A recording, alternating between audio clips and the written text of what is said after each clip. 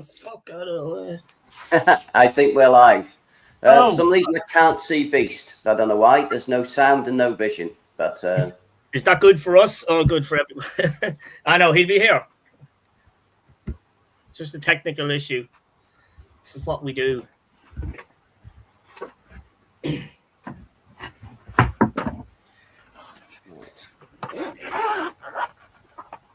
not sure. I can't hear anything from Beast, and I can't see him.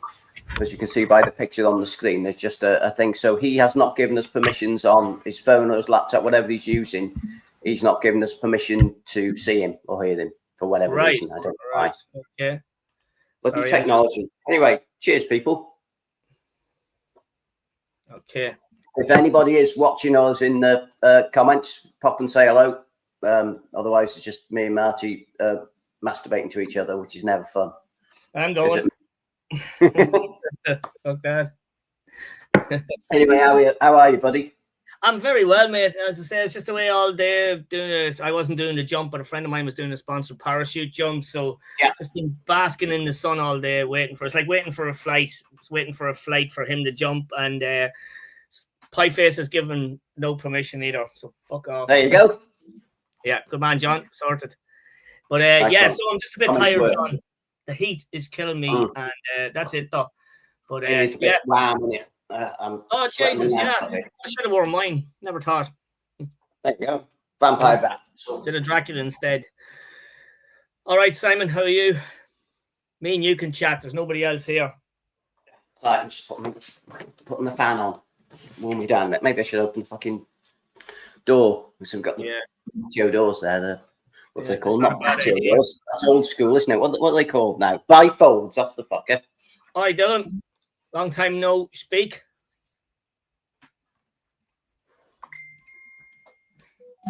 Is that Beast, is it?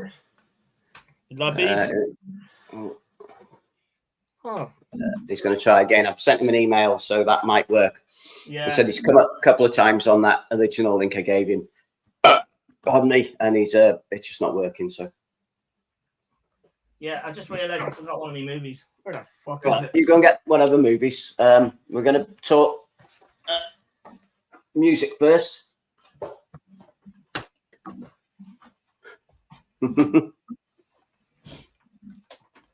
Yeah, there you go. Fuck you. My words exactly. Let's have a look. What's fucking Beast doing? A bit of a nightmare, bless him. It's all right. I've been there, done that many times. Yeah. So fingers crossed, I'm okay so far. Cool. How many people we got? What? If I make this full screen, I can't see the chat then, can I? No, well, I couldn't on my side anyhow. Yeah. So let's have a look. It's going to I was reading that wrong. Pieface, you can't. I was reading it. You can't. Can't what? You can't. Yeah. I'm gonna have to have it small like that. You're not allowed to do it. I said it's. So I put it on me. I got my monitor attached to the laptop, but if I put the monitor on, I can't turn the sound off it, so it echoes up. Got to be a volume button on this fucking thing. Yeah, we're too old for this shit, man. Definitely. Yeah, we are, aren't we? Fucking hell. I'm too old for this shit.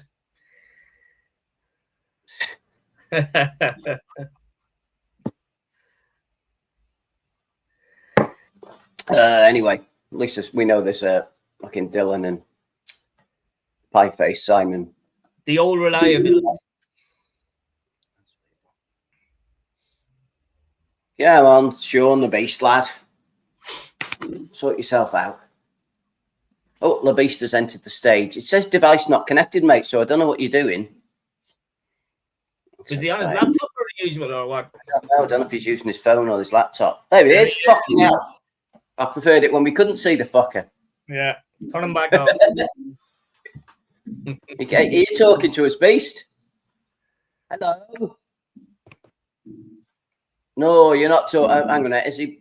What's happening? Is he going to mind the whole stream?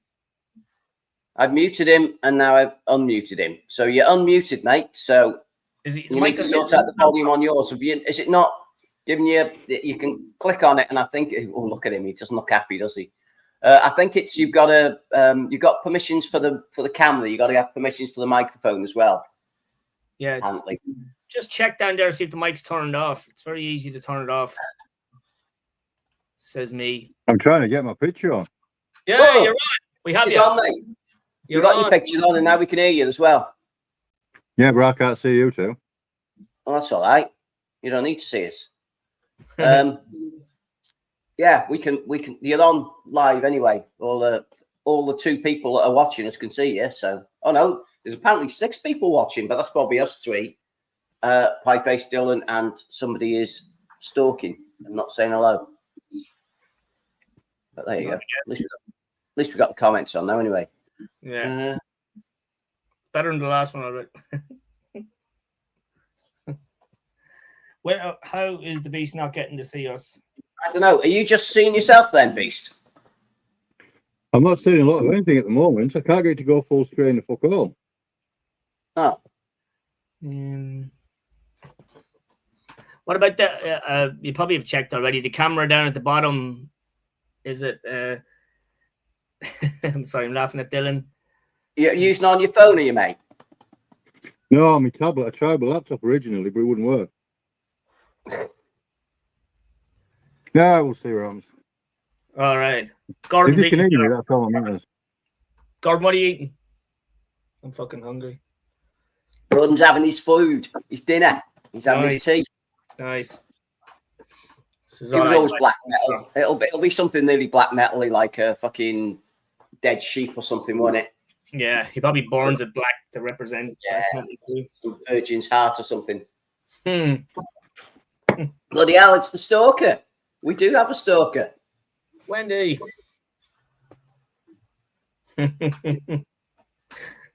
I went. Right, are we all up running then? Yeah.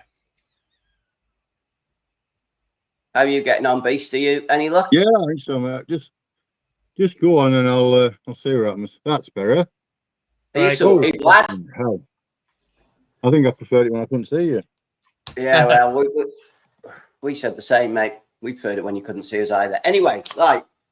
Hello, people. I'm not sure if I can put all 3 of us fucking the same size, but it's better having me bigger than you fucking ugly cunts anyway, innit? So. I ain't fucking nobody on the side. Right, go for it. Right, so as per the last one, we'll talk about bits and bobs, what we've been listening to first, and then we're going to talk about our 10-ish favourite vampire movies. Mine aren't going to be any particular order like last time. I'll just probably stick my favourite at the end. Yeah. But I don't know how you boys want to do it. I've said I've not got them numbered. I've not got no notes, no book, nothing. I couldn't be asked, but I've got 10 movies here, I think. Yeah, so, I've just got a stack as well. I don't know what order they're in, but so I've got 10 here, and I've got a few that I can show as horrible mentions. So, what have we had? Chicken. So music first, yeah? You're usually first, aren't you, mate? I say music first. Music first, yeah. Yeah, I'll go first then. Yep. Right, I'll put you full screen then, matey, if I can. There we go. Oh. Boom. Oh, yes. Is that the one that he fucking sent you because you're his boyfriend? Yeah. Fucking result. Jealous, aren't you? I am. That's why. Can you tell? That was very jealous. Have to buy it. 4-track EP of absolute, undiluted black metal majesty, filth, whatever else you want to call it. Absolutely superb. I have ordered it. I ordered it whenever it came out. Was it last week? I don't know. Yeah. Whenever it came live, I did order that, and I didn't have a copy of the Never Stop Burning. You got just a reissue, hasn't he? Yeah, so I got the reissue of that. And, yeah, and that as well. So I've ordered them. So yeah, I had to order the cassette, but this is absolutely fantastic. Cool. Oh, Kim's on. Neat. Yeah, it's it just keeps getting better with everything he does. So yeah, he's a good lad, Lee, isn't he? He's a sound bloke. He is, yeah. Sound. I'm going to do that live stream about independent recording, try some words that actually make sense. Independent record labels and distros and stuff. So if you boys want to jump on as well, maybe talk about some of your favorite distros, and then what I'm hoping to do, I'll get Leon with any luck. He said he'll come on the live stream with us, especially if Sean is, because he's his new bestie. And he said he'll jump on, and we'll get a few other people. Get a few other people on, and we can obviously talk about metal. Yeah, and just what it's like, sort of why we like fucking indie record labels and shit like that, and show some local ones and all that sort of thing, and then maybe we can get with obviously Lee doing Formordian and all that sort of thing. Maybe they can fucking him and a few others can tell us like to actually have a label.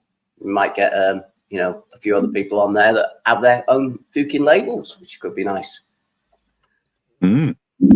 What time's it over there, kid? Just out of interest, mate. Say again. I'm just wondering what time it is for Kim. Isn't he Denmark? Are they ahead? Hour ahead, Are they? Cool. Right, do you want to show some music, young Marty? Yeah. Well, as per normal, when we do shit like this, my face is all sunburned from the day. Fuck. I normally listen to a lot of soundtracks when we're doing shit like this, and this week was no different. But I didn't listen to any black metal. Sorry, guys. I'm not struggling, but I'm just, I'm listening to a lot of 80s metal and stuff at the moment, and I'm just seem to buy. No, we haven't noticed, Marty. Yeah, I know. It's just what I'm enjoying at the moment. Like, I'm just trying to finish off discographies like that Candlemas one that are in and stuff, and I'm just picking up a lot of even 70s rock stuff and stuff like that, a lot of proggy stuff too. So just trying to not broaden my horizons. I've always listened to different stuff, but anyway, I picked up finally. I did get black metal. Jesus, a couple of weeks back, or a month back, or two back. So I finally picked up a copy of Welcome to Hell. This is awesome. So I'm not gonna go too far into the Venom collection, just the odd album, but these are two obviously necessary ones, black metal, and this is a fucking killer album. This is a reissue on BMG Sanctuary. It's a nice embossed one. It was going cheap compared to the black metal what it cost me, but had to buy this, man. It's just classic. Avert your eyes, you heathens. It's manky gold and black, but sounds great. But yeah, classic stuff on this. In League with Satan, like fuck, swore by him for that song alone. Sons of Satan, just feels like I'm saying Satan all the time here. But Welcome to Hell. But class album. I know they have a lot of stuff out and a lot of live stuff and shit like that. I won't be buying all that stuff because I don't fucking need it. But first two albums definitely. I don't know after that even what to go to buy. So maybe someone in the comments can let me know, or when you use fuckers can let me know, because you're obviously old school black metal heads and just we've got a few of them. People but this is a class album, and delighted to pick up the reissue. As I say, it's a reissue. Don't give a shit once I have it. So so that's one that I was listening to. So my face is so fucking sore. Right, Beast or Sean or John, get it right. No, I'll have it done myself. Yeah, right. That's cool. Put me up here. Okay, now there we go. That's more like it. Handsome motherfucker. Right. Well, I thought I'd go with the theme, because obviously Marty didn't get the theme that it should all be fucking black metal, obviously. So I'm going to show this. This is fucking hell, because I've got no notes. I can't even remember where they're fucking from. I want to say Transylvania. Yeah, it's close. Whitby. What's that, mate? From Whitby. No, they're not. This is Vampiric Rites. Spelled it wrong. With the rites of vampire inscriptions. Out on Signal X. Fucking limited 250. That's number 48. Only gone just in a little bit of cardboard. Can't even bother with a proper fucking sleeve. There's the boys. Look at that. Wonderful. Dedicated. Eternal Woes. Recorded and mix. Chile. Maybe. Ecuador. That's it. I knew I'd get there eventually. The very end, yeah, these are from Ecuador. Right. So that's cool. Yeah, it's just a little EP. I've done lots of different ones with this sort of stuff. Hence the name. Black vinyl. Nothing on the other side. Just 2 songs on this side. Flop or black. Flop it. Do it yourself. Black metal. It's slow. It's nasty. I'm quite sure the Beast hasn't got on it. I'm not sure if they're dodgy or not. Hard to say. They probably are. They all seem to be, don't they? But I don't know if they are. I think, if I remember rightly, our friend over in Australia, Mattox Deep Shadows, I'm sure he's a fan. So take that as you will. Like, oh, I'm looking, missing out on the chat. Let's put some fucking. There, that one will do. Right, so that's my first choice, a bit of vampiric lights or vampiric lights, however you want to pronounce them. At least a picture of vampire, Dracula on it. It's Beastie Boy. You like to vampire. Well, this isn't black metal, but it's not even black metal adjacent. It's just the that fire on that's I've just done a review about. This is absolutely. It surprised me actually how good this is. It did take a couple of listens to get into his vocals. Right. But, yeah, as a little bit different. It's got a little bit of everything for everybody. It's like really aggressive thrash metal, blackened edge at times, some really good death metal growls. It's got fucking ripped for absolute days. But yeah, it's I just got in touch with the band. Where are they from, mate? Singapore. Oh, so they're local then? Yeah, just down the road. I got in touch with the band and they were kind enough to send me it on the premise that I'd do a review for the Tube. So yeah, Fair play. It's definitely worth picking up if you can. Nice one. Cool. Right, Marty. Yeah. Into the celebrity square. I always go quiet when you're showing the black metal because I don't know what the fuck you're talking about. We know. So yeah, picked up an album. By the way, did I say I've got another OG press of Venom's black metal? Nice. On Neat, the white Neat label, I think it is. So yeah, the white one. Very good. It's nice to have, yeah. Very cool. Very cool. Yeah, I picked up another reissue. This is a 2003 album. Not everybody's favorite, but I think it's a great album. I just had it on my socials yesterday. I love this album. I think it's a great album. I love John Bush, as you probably know. I love Armored Saint. So delighted to get this finally. This was always like 55 fucking bucks or something like, but it went down to 23 quid. So I just had to fucking grab it. So double vinyl sounds amazing. John Bush. I think that's the best one he's done, isn't it? From what I can gather, I've not heard them all because it's not Anthrax. It's not. What did he do? Like, did he do 4? I think he did 4 of them. Did he? Stomp, something. Yeah. Was the fucking Sound of White Noise, and I think he did another one as well. I can't remember what it's called. I think he done 4. This is probably the most accessible one. Is that the right word? You know what I mean? There's a lot of happy Anthrax stuff on this, like, you know what I mean? If that makes any sense. Probably fucking doesn't. But yeah. But I like them all. I'm going to pick them all up if I can, but they're very expensive. Yeah, they're not cheap, are they, mate? They're in the 40s, like 40 euros and stuff. It's a bit too much. Like, I don't need them, but I'll pick them up. But there's some great songs on this. Like, Safe Home's a great song. The one with Keanu Reeves in the video, and Cadillac Rockbox, and there's a couple of guest people on this. But I think this is a fucking great album. I'll buy it with John Bush. So, yeah, delighted to have this. I know a lot of people frown on that kind of stuff, but yeah, it's not old school Anthrax by any means. But yeah, I think it's really good. So yeah, I was glad to pick that up, and especially at the price it was, it's definitely worth getting. If you're into, well, everybody's into Anthrax, but yeah, cool stuff. Okay. Right, me. I promise I won't show any black metal. All right, well, I've been listening to this. Yes, lovely, great album. See that? I know that one. And the reason why, I had the new Black Blade album, Black Blade 3. Now, on Black Blade 2, They did a cover of A Fine Day to Die. And, you know, Scott, No Solution. Yeah, he posted up something a couple of days ago on his community saying, basically, it was cryptically put that he was saying that Black Blade just essentially all the songs on the new album sound just like fucking Battery, basically. That's what he was saying, and he said it was just because you put A Fine Day to Die on your last album, there was no need to do the new album just sounding like that song all the way through.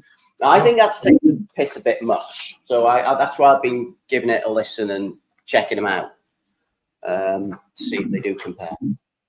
But where's the fucking look at where's the picture of the band? You love that picture. Look at that. Awesome.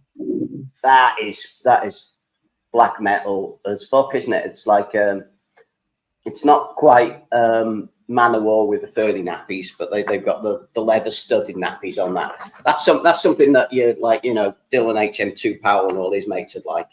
Yeah. What year did that come out, John, originally? John, what year did that come out originally? I do have a reissue of it, all right, but what's that about? Yeah, this is a reissue. This is not the I got Hammerheart on OG. It doesn't say, mate. Originally came out 88, but this is obviously Black Metal reissue. Yeah, this came out 88. So yeah. Fucking Battery. Mate. It's a brilliant album. I see what Wendy's saying there about the best Battery album, because she's not big into black metal either. Me, but I don't find that very. It is black metal, but it sounds more like 1988 than it does black metal, if you know what I mean. Yeah, but I said the thing is that there's a lot of black metal that does sound like this. Yeah, to be honest, there's a lot of Battery worship out there, and a lot of the earlier. You know, let's face it, this is first wave black metal for a lot of people. So it's so a lot of bands do sound like it. So yeah. No, that's a great. I love that album. Great album. Who's next? Beastie Boy. Well, seeing you just spent 5 minutes slagging it off. Yeah, I'm going to show it as well, mate. But I wasn't slagging it off. Helping you then. I was saying what. Well. Scott say. You were feeding the fire, and considering this has got a Lord Belial cover as well. So, but yeah, I think this is an absolute belter. The artwork's superb. It's nice. There's just something about him. He's I can imagine a lot of the black metal elite won't be overly impressed with it, but I think it's an absolute beauty. And we got we got an in sheet as well. It's yours the purple one, isn't it, mate? What, the vinyl itself? Yeah. What do you think? Well, I think it is myself. That's it, black. I think you got one of the same bundles, a bit like mine, but unfortunately, yeah. Not very nice colour, to be honest. That's not the best, is it? It's getting a lot of hype. It's on every second video on YouTube, that fucking album. So it must be good. Yeah, it was on mine today. I mean, the album, the vinyl does actually match the cover, the colour scheme, but I'd rather have it just black. But yeah, it's an absolute cracking album. It's just Black Blade doing what he does better than most, to be fair. It's definitely worth listening to. Absolutely great. It'll definitely be well up in the end of year list. Won't be number one, but it'll be up there. Well, Black Blade 1 and 2 were in my year end list, and I think they were both top 3, top 5. Yeah. If I remember rightly. Because I was impressed with them when they came out. I can see it being it'll be high on the list, but number one spot's already taken, so it won't be that. Already? Yeah, it's been taken since pretty much the first time I heard the record, to be honest. Very good. Is it a black metal one? No. It's a country and folk country mixed mashup thing. So, yeah, next. Right. Okie dokie, let's put Marty up there. Get on, mate. I'm going to get myself another beer. Yeah, okay. I'm going to show you, I think it's this is a High Rollers record. It's a reissue. I think it's the 1981 debut. I'm going back again. Will you see this fucking splatter vinyl, Sean? You're going to shit yourself. I'm pretty sure this is 1981, but this is a debut from Tank, UK band. I don't know whereabouts they're in England from, but this band has, or this, getting this EP has spawned, I was telling you guys about the other day, a fucking, what was it called? A purchase from High Roller Records. I bought a dose of records. Not a dose, I bought 5. It's a big dose. Bought a bunch of records from High Roller Records the other day, and then there is some Tank in it because this is fucking awesome. I do have some modern Tank album. I know there was a couple of splits with different variations on the band to do with obviously personal differences and stuff over the years. So I have one of the modern albums, probably from 2019 or 20, and I fucking love it. It's brilliant. So yeah, wanted to delve back into the new wave of British heavy metal stuff, and this is a mighty 6-track. Yeah, there's 1 live track, 2 demos, and 3 songs on it. Don't Walk Away is the EP. But yeah, Sean, you probably know Tank. I don't know about John. I have heard them, but I think I've got a DVD of them, and that's about it. Oh, nice. Especially when they're a UK band, you know, when. But there was lots of bands back then. Look at those cool looking dudes there. I think there might be one of the guys dead, and you definitely one of them, and you dead. But yeah, they're a great band. If you're into new British heavy metal or old school 80s metal, these are savage. I've got 3 of their releases coming, 3 of their next albums after this coming this week, I hope, from Hammerheart, because just incredible. I just love, just straight up kind of bit of a Motorhead fucking edge to it. There's nothing. It's just pure rock and roll. Is it even heavy metal? Well, I suppose it is heavy metal, but it's more kind of rock and roll. I think I've got an OG. That's the only one I've got, Marty. God, how to show you that shit. Oh, that's nasty. Cool. You probably can't see it there. It's kind of lemon and white and green. It goes with the cover, but who gives a shit? But it sounds great. High Roller Records, probably the best label going at the moment. And around. Have you seen that, Marty? No, Sean, never seen that one. I picked it up dead cheap. I don't even know where. I can't even remember where I got it from. Oh, nice. Yeah. Didn't see that before. Didn't even know they had one. I must check it out and see if we can get it. But give us a look at the front shot there. Show it. Hang on, do you want it? 2012 it came out. War Machine Live. Nice. War Machine Live. Yeah, it looks old. The picture of the band looks old. So that's 2012 it says on the back. So yeah. I don't know if that's when the actual gig was or anything. Yeah, I still think they're active. You know, as I said, featuring live performances filmed in Poland in 2011 and 2012. Nice. With band interviews. I'll send you if you want. I haven't watched it. Yeah, absolutely. Yeah, brilliant. Yeah, I'll have a look for it and see if I can get it. If I can't, I'll get back to you. But yeah, love Tank from what I heard, and I can't wait to pick up the other ones. Hopefully this week when they come. They're a great band. I think I've got is it the second or third one? Maybe it's got like a red and black, 2 sort of color going down it, and I think the big Tank logo on it could be self-titled. Yeah, they have one something of the Dogs. I think that could be their first proper album. What's it called? Hounds of something. Hounds of Hell. I didn't order that one. They hadn't got it on High Roller the other day. So, but I got the next 3, if you know what I mean. So yeah, looking forward to getting them in here. Should be a bit of fun. Yeah, I've got that one in OG Press of that one. It's really good. That's the only one I've got. So yeah, I'm going to pick up the reissues in High Roller because they're cheap. They're very cheap. They're all about fucking 12, 13 quid and just a little bit of postage. So they're worth it, like, you know, because they sound fantastic. It's all right getting an OG and it could be in shite, especially something from so far back, over 40 years ago. So the reissues will do me, if you know what I mean. So yeah, cool. Tank. That's me. There we go. I'm just going through to the well, it's a big black metal. Here. A lot of black metal stuff has Tanks on it, don't they? Like, so there you go. All right, I'll put myself back on because I'm better fucking looking than you guys, obviously. There we go. What we got here?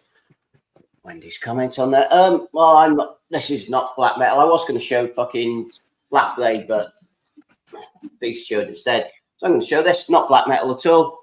I've been listening to Mid-Death Crisis by Wednesday 13 because I saw them live a couple of weeks ago, and it's fucking great. It's horror punk, glam metal. I don't know. Sounds like cross between the Misfits, Motorhead, and I don't know, early Wasp. It's fucking great, really good shit. You know, stuff like Decease and Desist, which I think is a fucking great title. As I said, it's one of them. Not everyone's sort of shit, but I fucking like it. That's really good. It's and it's horror based, and you know they've got lots of. I've got one of them. Which is called Transylvania 90210, which is really good. Yeah, I think I've heard some of that. Yeah, it's got some good shit. So it's Wednesday 13th great. Like fucking Beastie Boy. Get on, right, lad. We'll go a little bit away from black metal for this one. Just because it's an absolutely belting release. This is the Mighty Filth and their newest great, isn't it? Time to Rot. It's absolute. I was surprised just how much I enjoyed this. It was. I mean, I expected it to be good, but Misako and Oo, isn't it? Yeah. Yeah. It was one of those. There, like I did. I think you did, didn't you? Yeah, it was one of those. Go on there for one record. So the well, if you spend a certain amount, you get free postage. Yeah, I did the same. I only went on there to get the Jaundice tape. As I said on my video, I went to buy the Jaundice tape for £9 and then ended up spending over £100 so I can get free postage. Yeah, I'm not sure I'm saving a lot, but that was one of my that's perfectly good commercial sense. Commerce. Well, I think so, but Mrs. Mac doesn't seem to think so for some reason. Or the bank manager. Yeah, the bank managers, they're biased. They think money is important. They don't realise that bangles more. They want us to keep our money in their bank account so they can get profit out of it. It's not on. That's what it is, yeah. It's all a big scam. Shouldn't be allowed. Exactly. They're not nice. They're not nice people. They're very selfish. They are anyway. They are. They'll be sat at home counting the money. They won't have anything to listen to. They haven't got a live stream about music and vampire movies. They're like Scrooge McDuck. That's all they are. Right. Yeah. What music have you been listening to, Marty, that isn't 80s metal? I'm done. No. I'm just, as I said, I was listening to a load of soundtracks. I showed you this guy's the other day. I'm going to show it now because I don't have the movie. I just want to see if anybody in the comments knows the movie. Soundtracks, it's not the Mae West. It's a bit rock and roll. It's a bit Stephen Piercy. It's fucking kind of glammy shit. Electric Hellfire Club. That kind of shit. But yeah, has anybody in the comments seen this movie? So this is Sunset Society, starring the one and only, fucking light shining on it, Lemmy as a vampire. So when I was buying I do buy soundtracks regularly. Picked this one up because I just thought, fuck me, it's Lemmy, got to get it. It's on for one night only. It's on a Vampire Red. But has anybody seen that movie? Just for curiosity. Very hard to get movie. I don't know, maybe some of those dodgy boxes or streaming services have it that I don't have. But it's one movie I don't have in my collection. The movie is apparently not great. I can't remember if I've seen it because I know Ron Jeremy, that big porn dude, he's in it as well for some strange reason.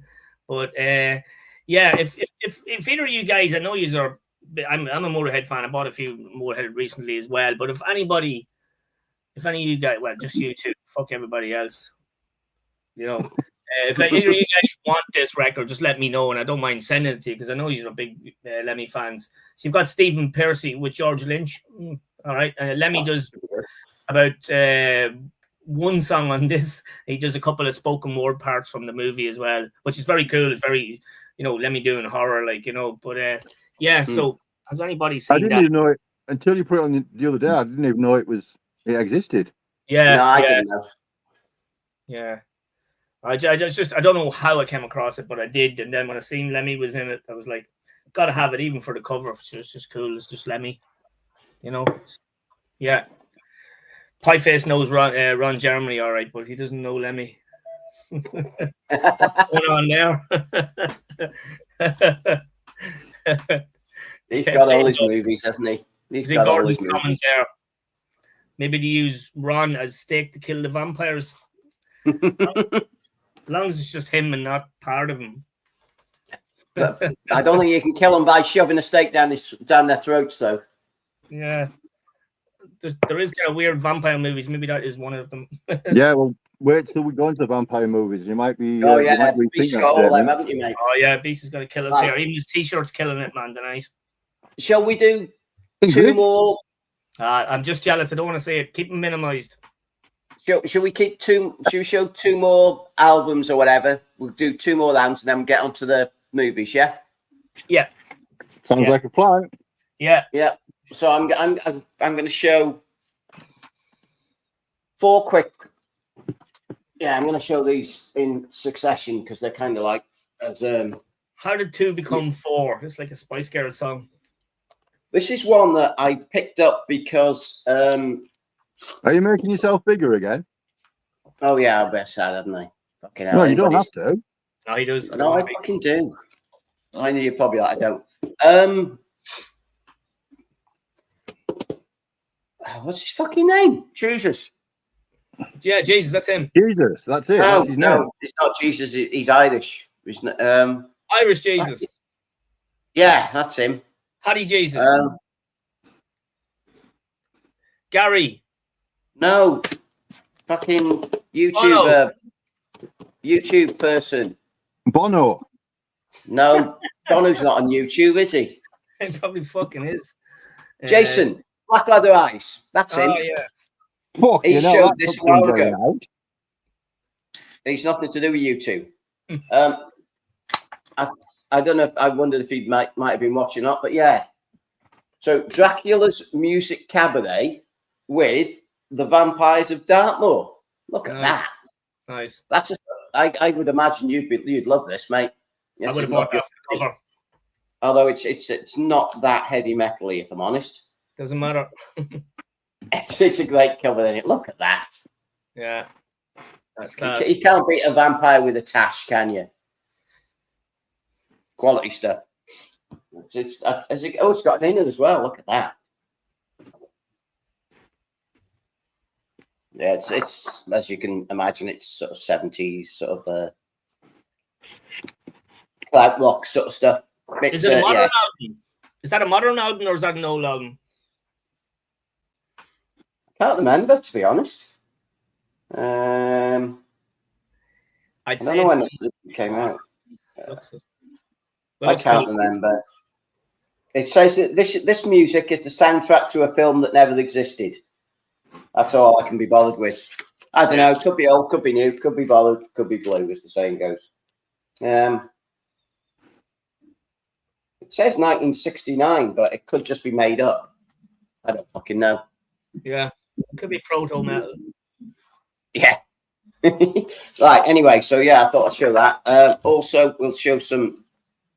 This is excellent. That's the sort of thing that Marty loves. Oh, believe it or not. Nice.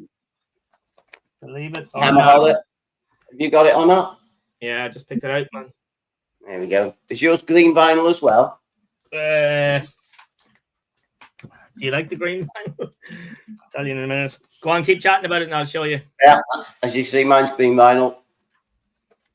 Yeah, it's got Captain Kronos, Vampire Hunter, Twins of Evil, Kiss of the Vampire, Dracula, Legend of the Seven Golden Vampires, Dracula Lady, 1972, all the classics. Yeah, green. So it's hard for me to talk anyway, and fucking do the chat. You fuckers give me a hard time for not putting the chat up. Well, I couldn't do it last time, and now I can't remember to do it. So yeah, there's that. We got this one, which is I think the only person on the YouTube would probably like this would be fucking Chris over the Green Saber. This is the Graveyard Tapes, volume 3. Nice. 14 of the best psychobilly, surf, punk, and horror tracks from the UK. Ton of bands you've never fucking heard of, including. See, I'm not sure which of the bands and which are the actual name of the songs. Because the first one is Howling Bones, Mr. Werewolf. Not sure which is which. Second one is Numbskulls, Midgies. Third one is The Bikini Bottoms, Bite Me. Fourth one is Kings of Hong Kong, Surf Creature. So I don't know which is Surfing Wombats with Black Cat Bone. Oh, fucking good punky psychobilly shit. Lead vinyl.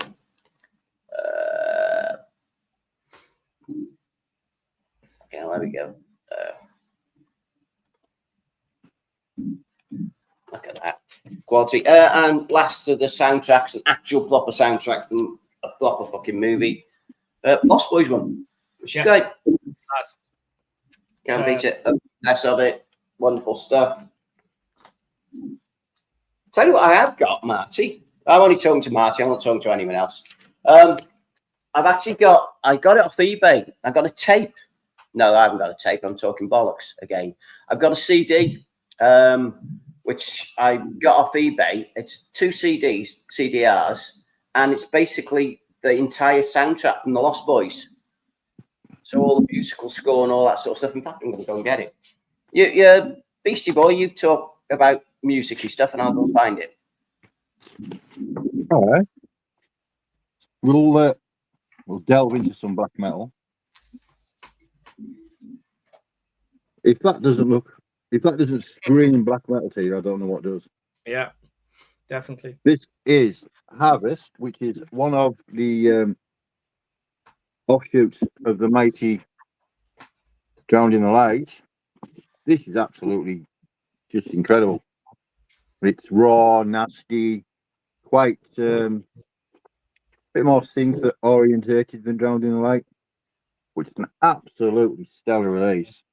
I've got a couple of others on CD, so I'd like to get them all on vinyl, but I think it's there's not much chance. I think when Dylan won Mattox's giveaway, was it when he did his 666 subscribers competition? I'm sure he sent this to Dylan. So, yeah, I think it was this one. I might be wrong. Yeah. I don't know if Dylan's still in the chat, but yeah, this is it's just Asgard doing what he does best. He's absolutely superb. Have you got this, John? I haven't, mate. No, I haven't. But that's obviously it's Driving the Light, dude, isn't it? So yeah, no, I haven't got that. Yeah. Have you got any of it? Any of the Harvest stuff? No, I haven't got any of the Harvest stuff. You need to get rid of it, mate. It's absolutely well, it's as you'd expect. It's yeah. I think they've got some on. I got this from Misako. It wasn't Misako I was thinking of, although maybe it could be. I'm sure there's one of the UK distros that seems to have a lot of Driving the Light. Is it Misako, is it? Well, this was on. This was when I got the when I went on for one and came away with 8. But this was I think it was only about 16 quid, something like that. Oh, that's not bad. It's it's superb. I got it from Misako. No, definitely. I don't know if it's them or maybe Clip to the Wizard, because I know they do some Misako stuff anyway. So yeah, could be. I don't know, but yeah, this is spot on. But cool. Again, it's pretty much everything he does. It so. Right, well, Matt. Before you go on, Marty, this is look at this. Fucking, it costs like 15 quid, but it's someone's done a Lost Boys soundtrack on 2 fucking CDRs with just number 1 on one and number 2 on the other. And it's, I don't know if you can pick up the actual track list on their side. Well, it's all wobbly hands all. So it's the soundtrack and all the ambient stuff then in the background. Yeah. Ambient. So I don't know if someone just recorded the whole thing on the whole audio from the movie and whacked it on it, and I'm not sure. Yeah, it sounds like they did. So yeah, I'll pick that up stupidly for the few quid or whatever. But right, what you got to show, mate? And then we'll do one more. Quickly going to show you two records from the same band. I picked these up at the Pentagram. Don't know when it was, 4 weeks ago, 6 weeks ago, whatever. Pentagram played in Dublin. I know they cancelled all the English gigs till next year or whenever. I think they're actually coming back to Ireland before they're playing in England again. But yeah, the support band, I think these guys could be from Manchester. Could be fucking wrong. But this band here, Ritual King, like I've been playing these fucking constant. This is their the earlier album. I think it could be the first album and the second album here. But yeah, these are kind of a stoner rock, doom sort of band, fuzzy guitars, fuzzy bass, but 3-piece, absolutely fucking excellent, man. These are great. I think they might be from Manchester, but then again, I could be wrong. But they were excellent on the night. Fucking so much as you get with 3-piece bands, so much sound for 3-piece band, and I love it, man. This fits right into my doomy collection of stuff. You know what I mean? Stuff I like, kind of doom I like. It's I think it's self-released, this one, but it sounds like stuff that you could get on Heavy Psych Sounds or that. There's the guys there. I got chatting to the drummer. Where is he?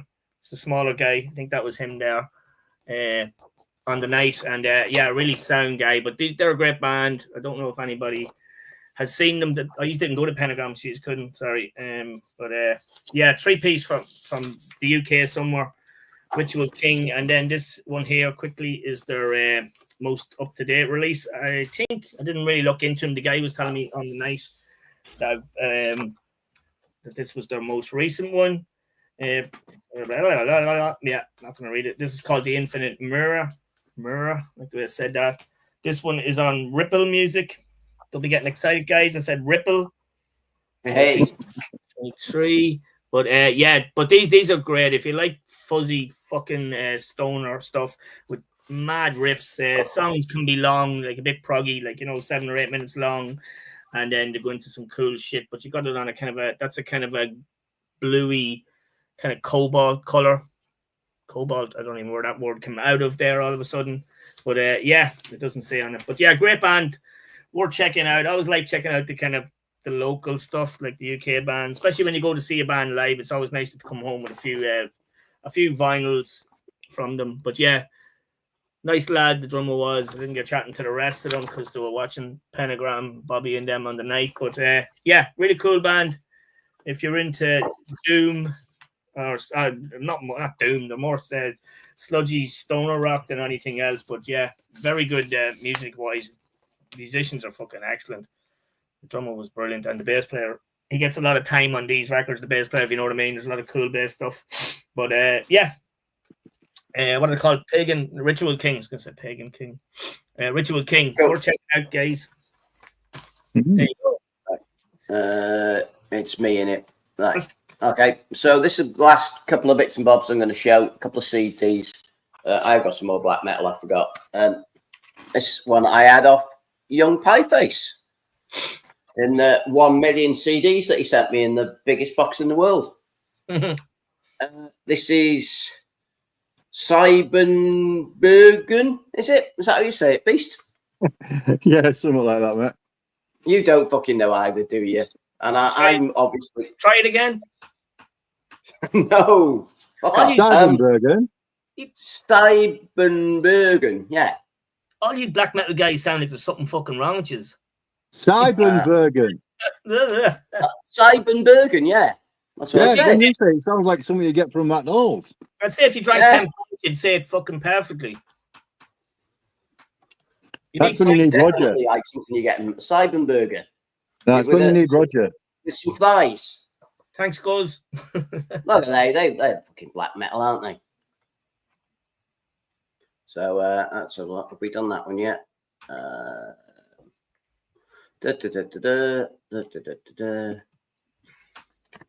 Oh fucking hell no, you don't want to do so. I've got stuff all over the place. Yeah, it wouldn't be a room tour, it'd be a house tour. Yeah, honestly. I mean, my son came home this fucking week, so he's back in his room. So I've got 1, 2, 3, 4, 6 Calexes to move out of there, and about 6 fucking flight case boxes, the 100 ones full of vinyl as well to get out of there. So yeah, so I've been listening to that because of Mr. Pieface. I thought I'd show it because it's got fucking vampires on the cover and it's great.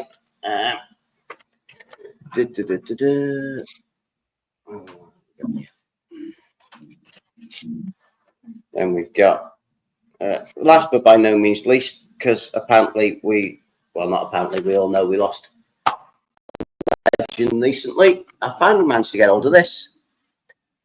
The tribute to Black Sabbath came out a few years ago, many years ago. Yeah. But I know when we were all doing sort of Black Sabbathy stuff and all that. Mickey.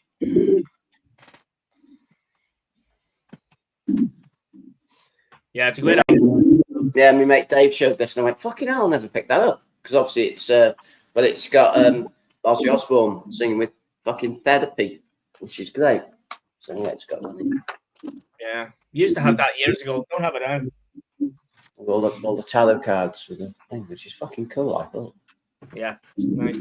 And so yeah, I finally managed to get hold of a copy of this. Came all the way from America for some reason. Don't know why. Obviously the cheapest one I could find, but yeah, like the Collection of Conformity song's fucking great on here. It really is good. I can't fucking put this back together now, can I? Fuck off. Yeah, I got that. Right, next. That's mine done. If you got any more to show, peeps, or should we talk about movies? Just tracks, but leave until the end. If you want, is it too early to show something controversial? Sure. I'm probably not going to talk movies, music after. So you've showed the rest of your evil bad boy shit, and then we'll get onto the films. Show the rest of. Did you say evil then, by any chance? Yes. Well, that's a coincidence because that's what this is. You can't be showing that. Evil. This is a collection of their demos and splits and such like. This is very naughty. This is this could get us shut down forever. This could be. Oh, you carry on then. It's only on my channel. Don't worry about it, Beast. Well, I wouldn't show it on my own. Oh, that's fair enough then. The scariest thing about the whole this is, look at that. Oh, dear me, is nasty. Yeah, that's no. It's just lost its nastiness now. It's worth you just. I'm sorry, even you crossed the line with that, Beast. Sorry, mate. Yeah, but this is. I think you'll like this, John. Probably, yeah. It's Gordon approved. Possibly. They are very, very naughty, shall we say? You know that not nice type of music that people get offended by. Back of the over shit with it. It's on Darker Than Black. They seem to be doing quite a lot of reissues, and luckily, Beatdown Records in Newcastle, I may have mentioned before, get a load of their stuff in. So we went in the other day to get something completely different, and he just happened to walk across and say, by the way, this has just come in and it hasn't even been entered into the system yet. Do you want to buy it? And you went, no, it's okay. I don't want to take any of them nasty records off you, mate. You keep it. And he made you have it, didn't he? He gave it you for free. He put me in an arm lock. And he threatened me. He threatened me with a nuggie, and I was like, "No, I can't take the pain. I'll have to just take it home instead." But yeah, it's. I've only spent it a couple of times, but it's very much. It's not very PC, shall we say? But there again, most of the films that I'm going to show aren't either. So. Good lad, good lad. Right, have you got any more music? Have you got any more to show, Beast, Solly? I can grab a handful, but to be honest, I'm more than happy to go at the movies if you want to do that first. Yeah, we got on for about an hour. Do you got any more music to show, Marty, or should we get on with the films? I think we should hit the films. I have one or two soundtracks here, but they're relevant to what we're showing, so I'll just pull it up when we're talking about it. Music bullshit. Okay, but no worries. Well, while your beautiful face is on the screen, Beastie, do you want to show your first flick? I certainly will. I got a fucking record back in the seat. That's why, kids, you don't re-sleeve on camera. Just show your t-shirt and we can call you re-sleeve when other people are talking, mate. That's what I do. I was doing them while you yeah, well, that's what I was going to do. And then someone said, oh, well, while you're on there, Beast, do you want to show your first film? Twat. Right, so, talking of first films, this is called The Nude Vampire. And before you start, no, there's one scene with a nude vampire in it.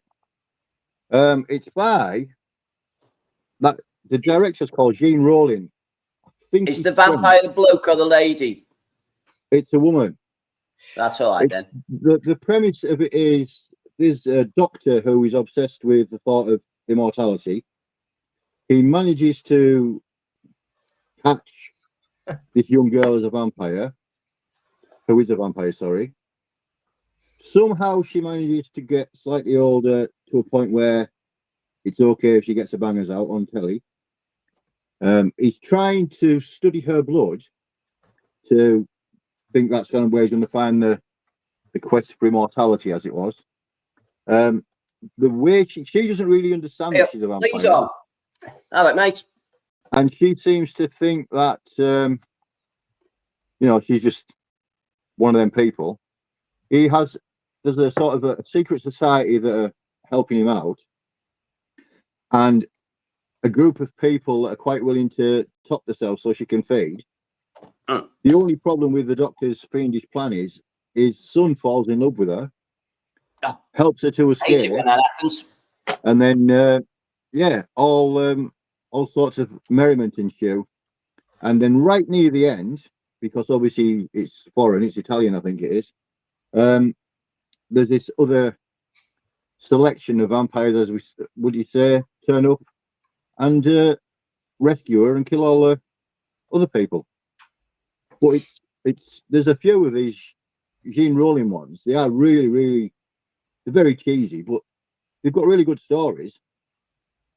Obviously, you lose a little bit in interpretation because they're dubbed into English, but it's a decent view. And these are only really cheap. These redemption reissues, there's all sorts of really old, like 60s and 70s stuff. Cool. But yeah, it's worth a watch. The Nude Vampire. Never heard of it. Never heard of it. First one. There you go. It's from Germany. From Germany. Class. Right. I'll let you at least leave your records, and we'll have Marty on. Yeah, good lad. I'm just laughing at the comments, man. There's some fucking brilliant ones there. Okay, kind of a vampire movie without starting at the start. So, not Nosferatu. So I went for one of my favorites. So this is Bela Lugosi, 1931, Universal Studios.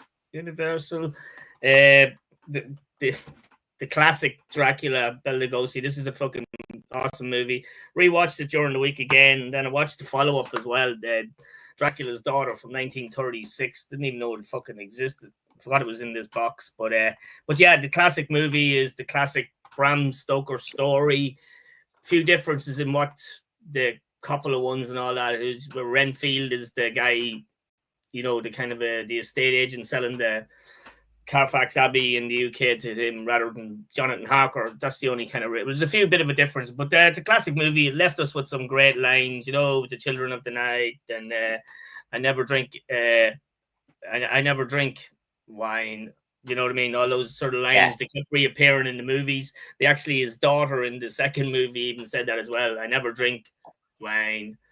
So really classic movie, but short as a lot of Universal movies were from. It's probably about an hour and 12 minutes long or something like that. But it's still a great impact for 1931. Yeah, it's amazing, and if you haven't seen it in years, it's just really a great fucking watch. I love all these Universal sets, classic stuff.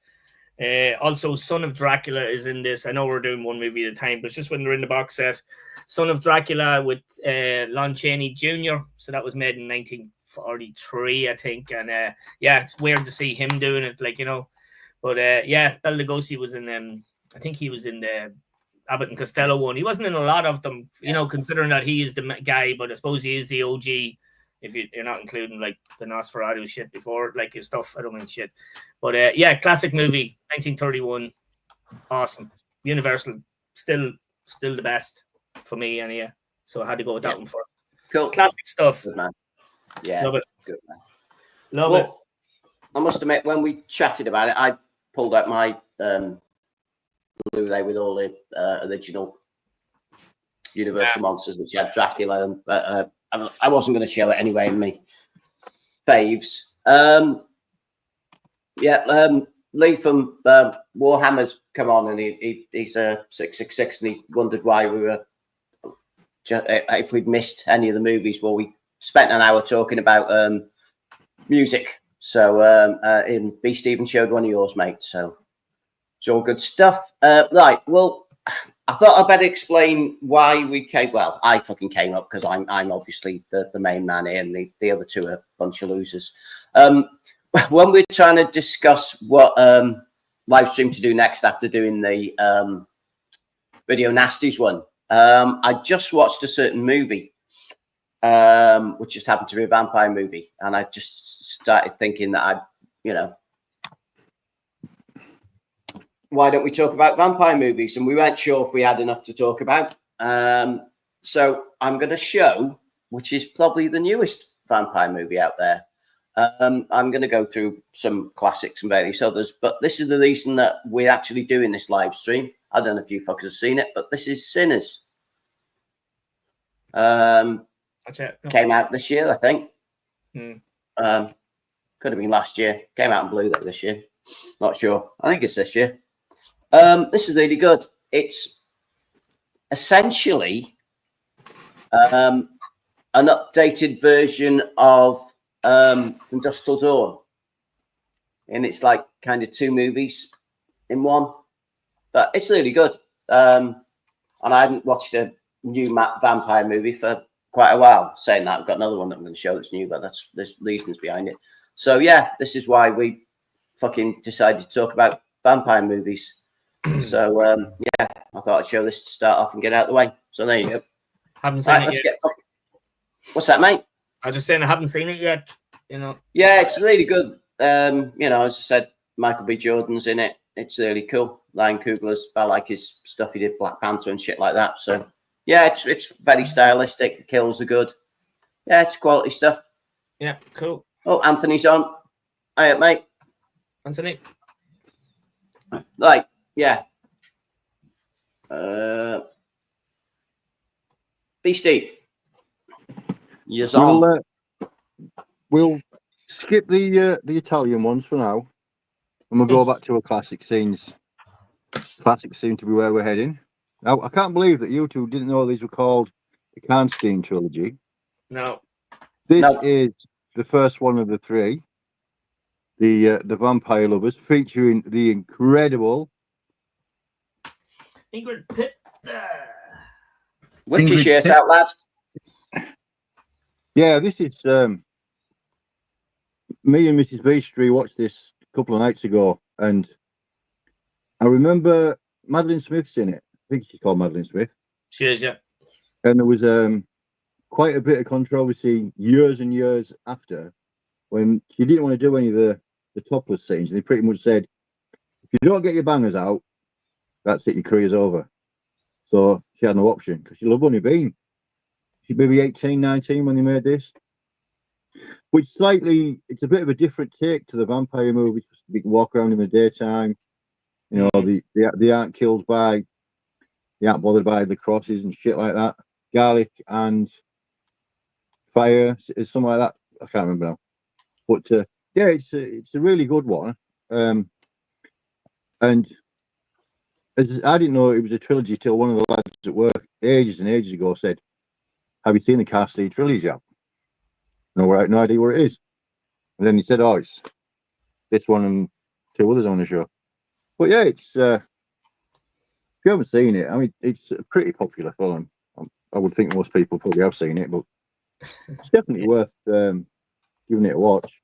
Yeah, the way she, it's not, it's not the obligatory bite him on the neck and the guy type thing. It's a bit more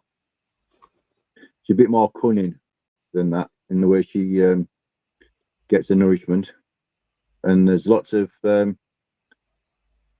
pretty girls in it, and I think that was part of the biggest part of the controversy, was the fact that there was like a lesbian undertone to it all. And yeah, it sort of got a bit of a bad reputation, but it's an absolute cracking film. Yeah, but It's got Ingrid Pittman, so I'm slightly biased. So yeah, Vampire Lovers. Yeah, it's a great movie. I love it. I rewatched it again about a week ago as well, Sean. The woman that used to be in Emmerdale, I think, Kate O'Mara, she was in it. She was in a lot of horror movies when she was growing up. But yeah, it's been fantastic. I love it. It's just got, as you said, it's got a nice little twist on the whole vampire shite. Like, you know what I mean? Yeah, there is a main vampire flying around in a horse, like, you know, but it all centers around Ingrid Pitt. And she'd watch anything with her. I was going to show The Wicker Man tonight because she's in it, and it's not a vampire picture just because she's in it. But yeah, this is awesome. Definitely worth watching, I think. And yeah, it's a good twist on the whole vampire thing, you know.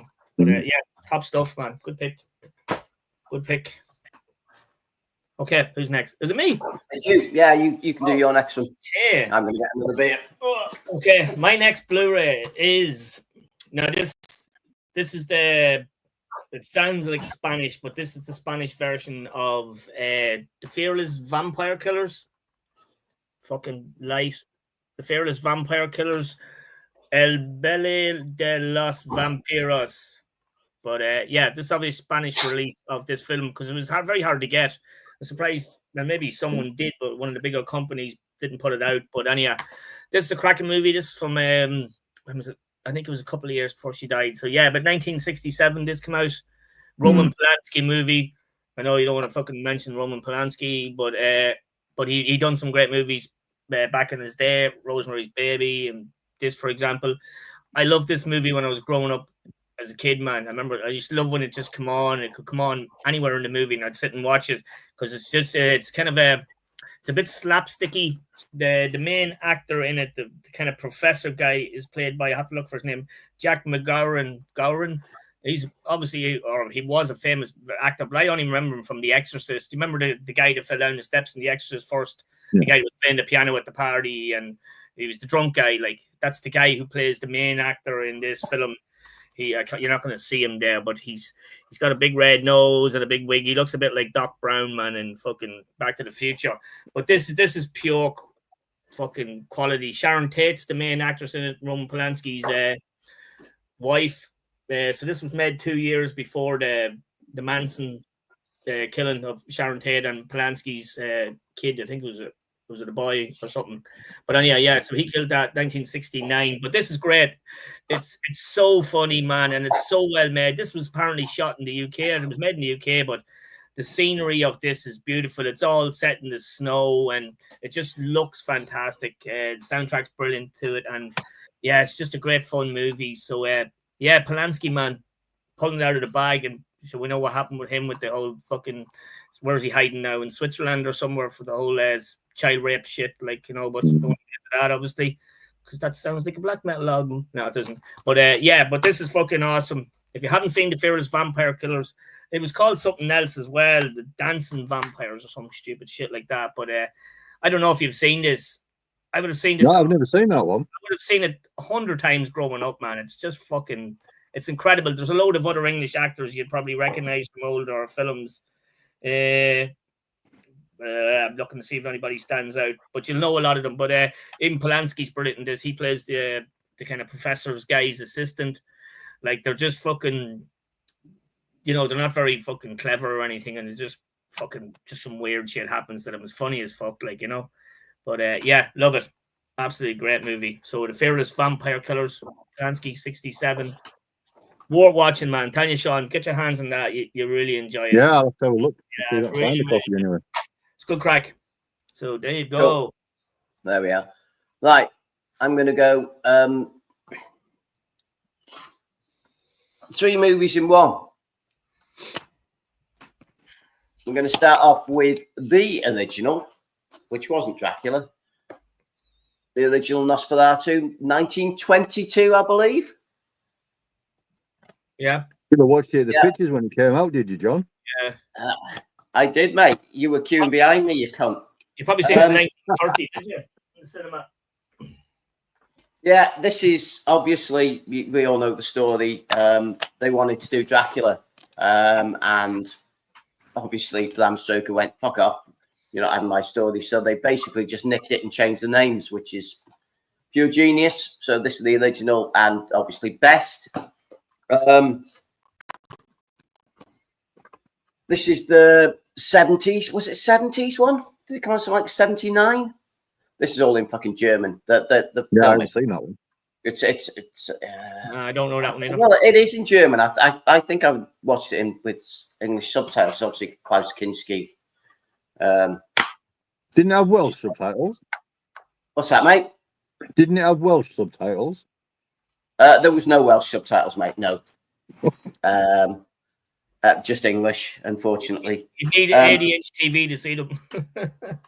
To be fair, when it first came out, that's the cover I remember. This is my old DVD of it. That's the cover I remember. I fucking love that. I hate Klaus Kinski. The fucking artwork is brilliant. I wouldn't mind a shirt of that. It's just now that is proper classic, and fucking it's Shaun the Beast without his beard there, and some bloke with bald head. Hey, it's fucking great that. Yeah, so that was my original one that I had from a while back. Well, obviously they brought this out as well, and I wasn't sure if it'd be any fucking good or not. But we quite like Robert Eggers. Well, I do, and I'm sure you do as well, don't you, mate? Yeah, we all quite like this. It was surprisingly good. Yeah, I enjoyed it more than I expected, to be honest. I thought, oh, fucking hell, is it going to be a bit too poncy and a bit too arty and that? But no, it's just well done. It's a good story. What's his face is good in it. Nicholas Holst is good in it. Oh, fucking yeah, he's wonderful. Nosferatu himself, what's his name? Bill Skarsgård. Skarsgård. Pennywise. Obviously, my pronunciation is correct, and everybody else's isn't. Yeah, it's really good. Willem Dafoe's fucking good in it as well, but he usually is, isn't he? So, yeah, I like this one a lot. Took them out just because you had them. I knew you'd have them, but I just took them out. So, but yeah, so I'll do a threefold on that one. We'll go Nosferatu. So, Beastie Lad, do you want to show some more porn? I mean, some more 70s stuff. This is the follow-up to, well, it's not a follow-up as such, but it's still part of the Karnstein trilogy, Lust for the Vampire. This one, Jut Stensgaard, absolutely stunning again. In this one, it's set in a girl's like finishing school, and the woman that owns it is an absolute mental case. When people start dying and disappearing, she tries covering it up. An English teacher sort of falls in love with the lady vampire, and there's a guy who is a professor. He's very much obsessed with the whole history of the Karnstein name and the people, and he works out that I think she's called Marikella or something like that in it. She is the descendant of Lady Karnstein from hundreds of years prior. He ends up dead, no surprise. And it's just about, it's a bit of like a love story, but an obsessive type of story as well.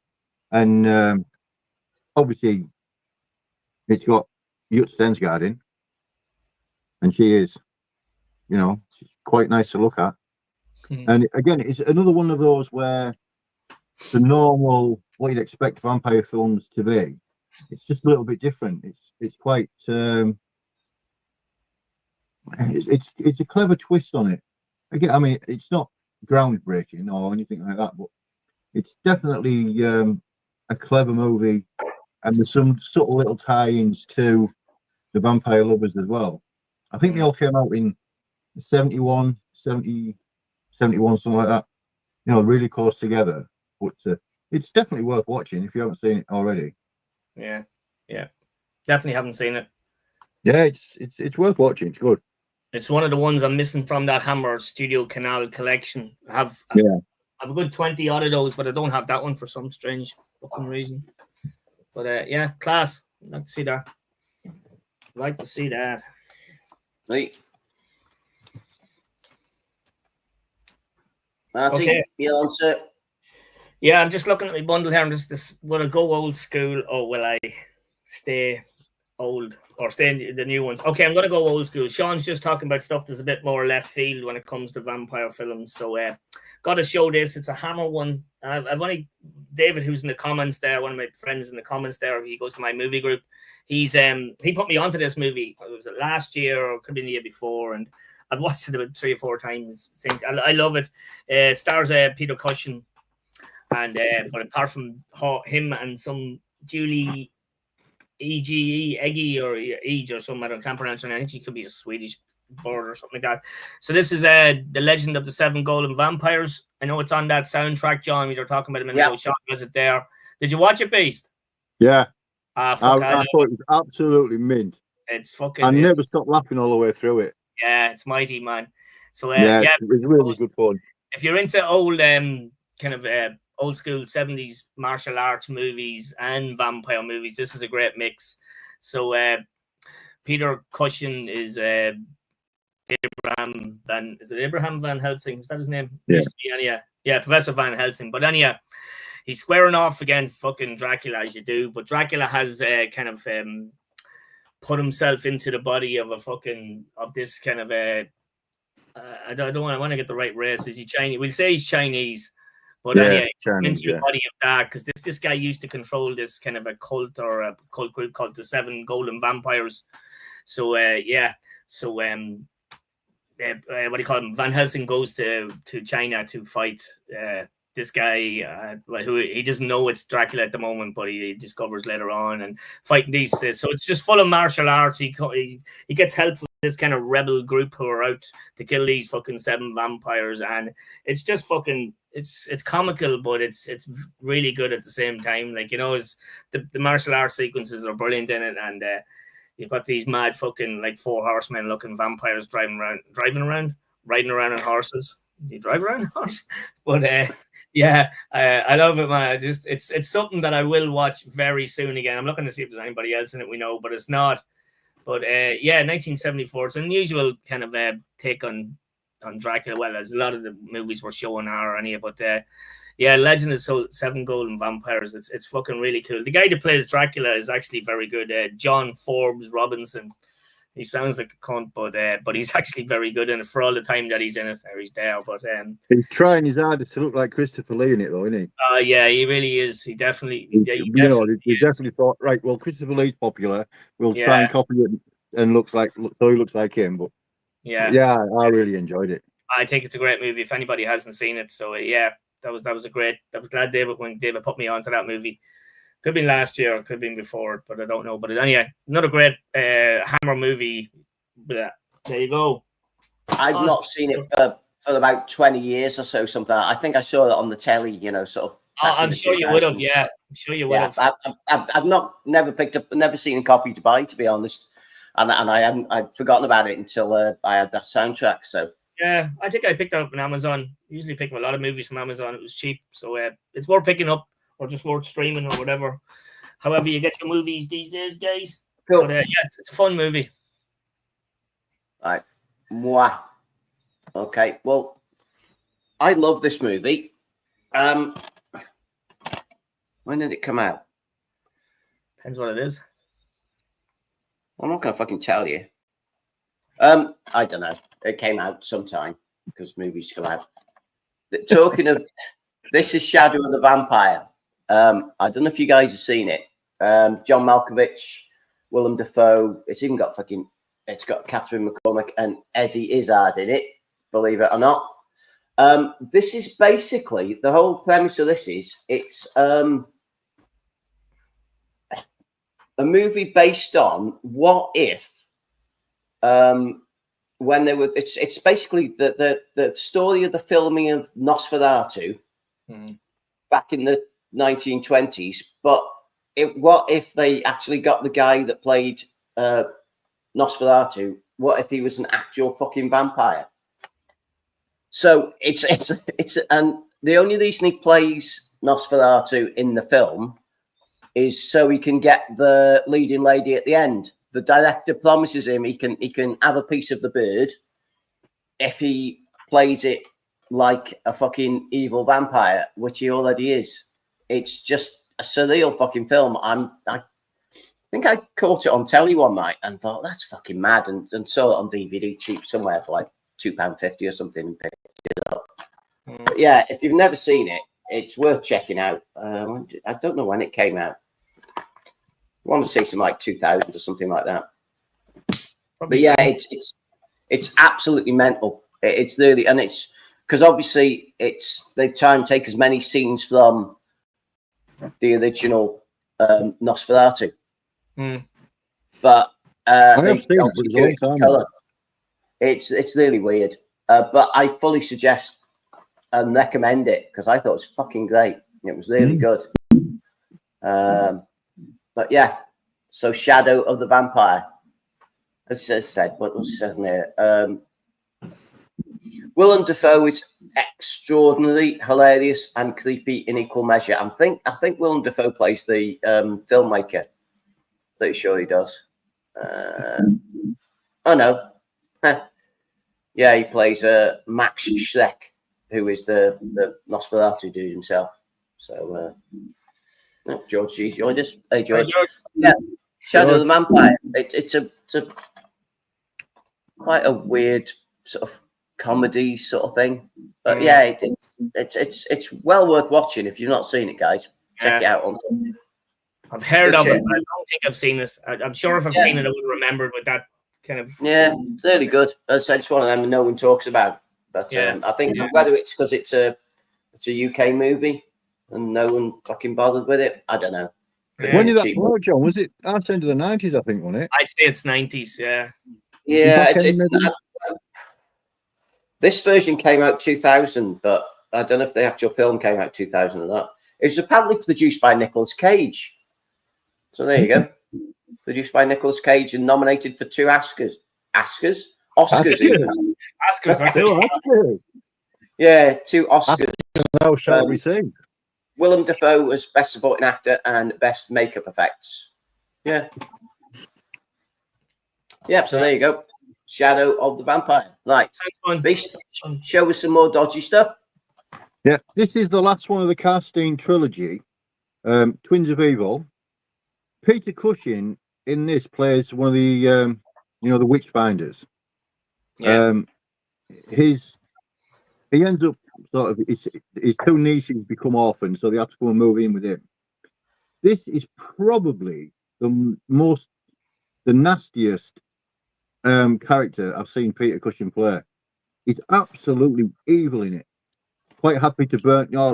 We think she's a witch. We'll set her on fire. If she dies, then she wasn't a witch, but at least we know she's purified by fire, and God will accept her into heaven and stuff like that. The 2 girls are the twins, his 2 nieces. One's a little miss, sort of like little miss goody goody. The other one couldn't give a shit. The Carstein family castle is quite adjacent to where they live.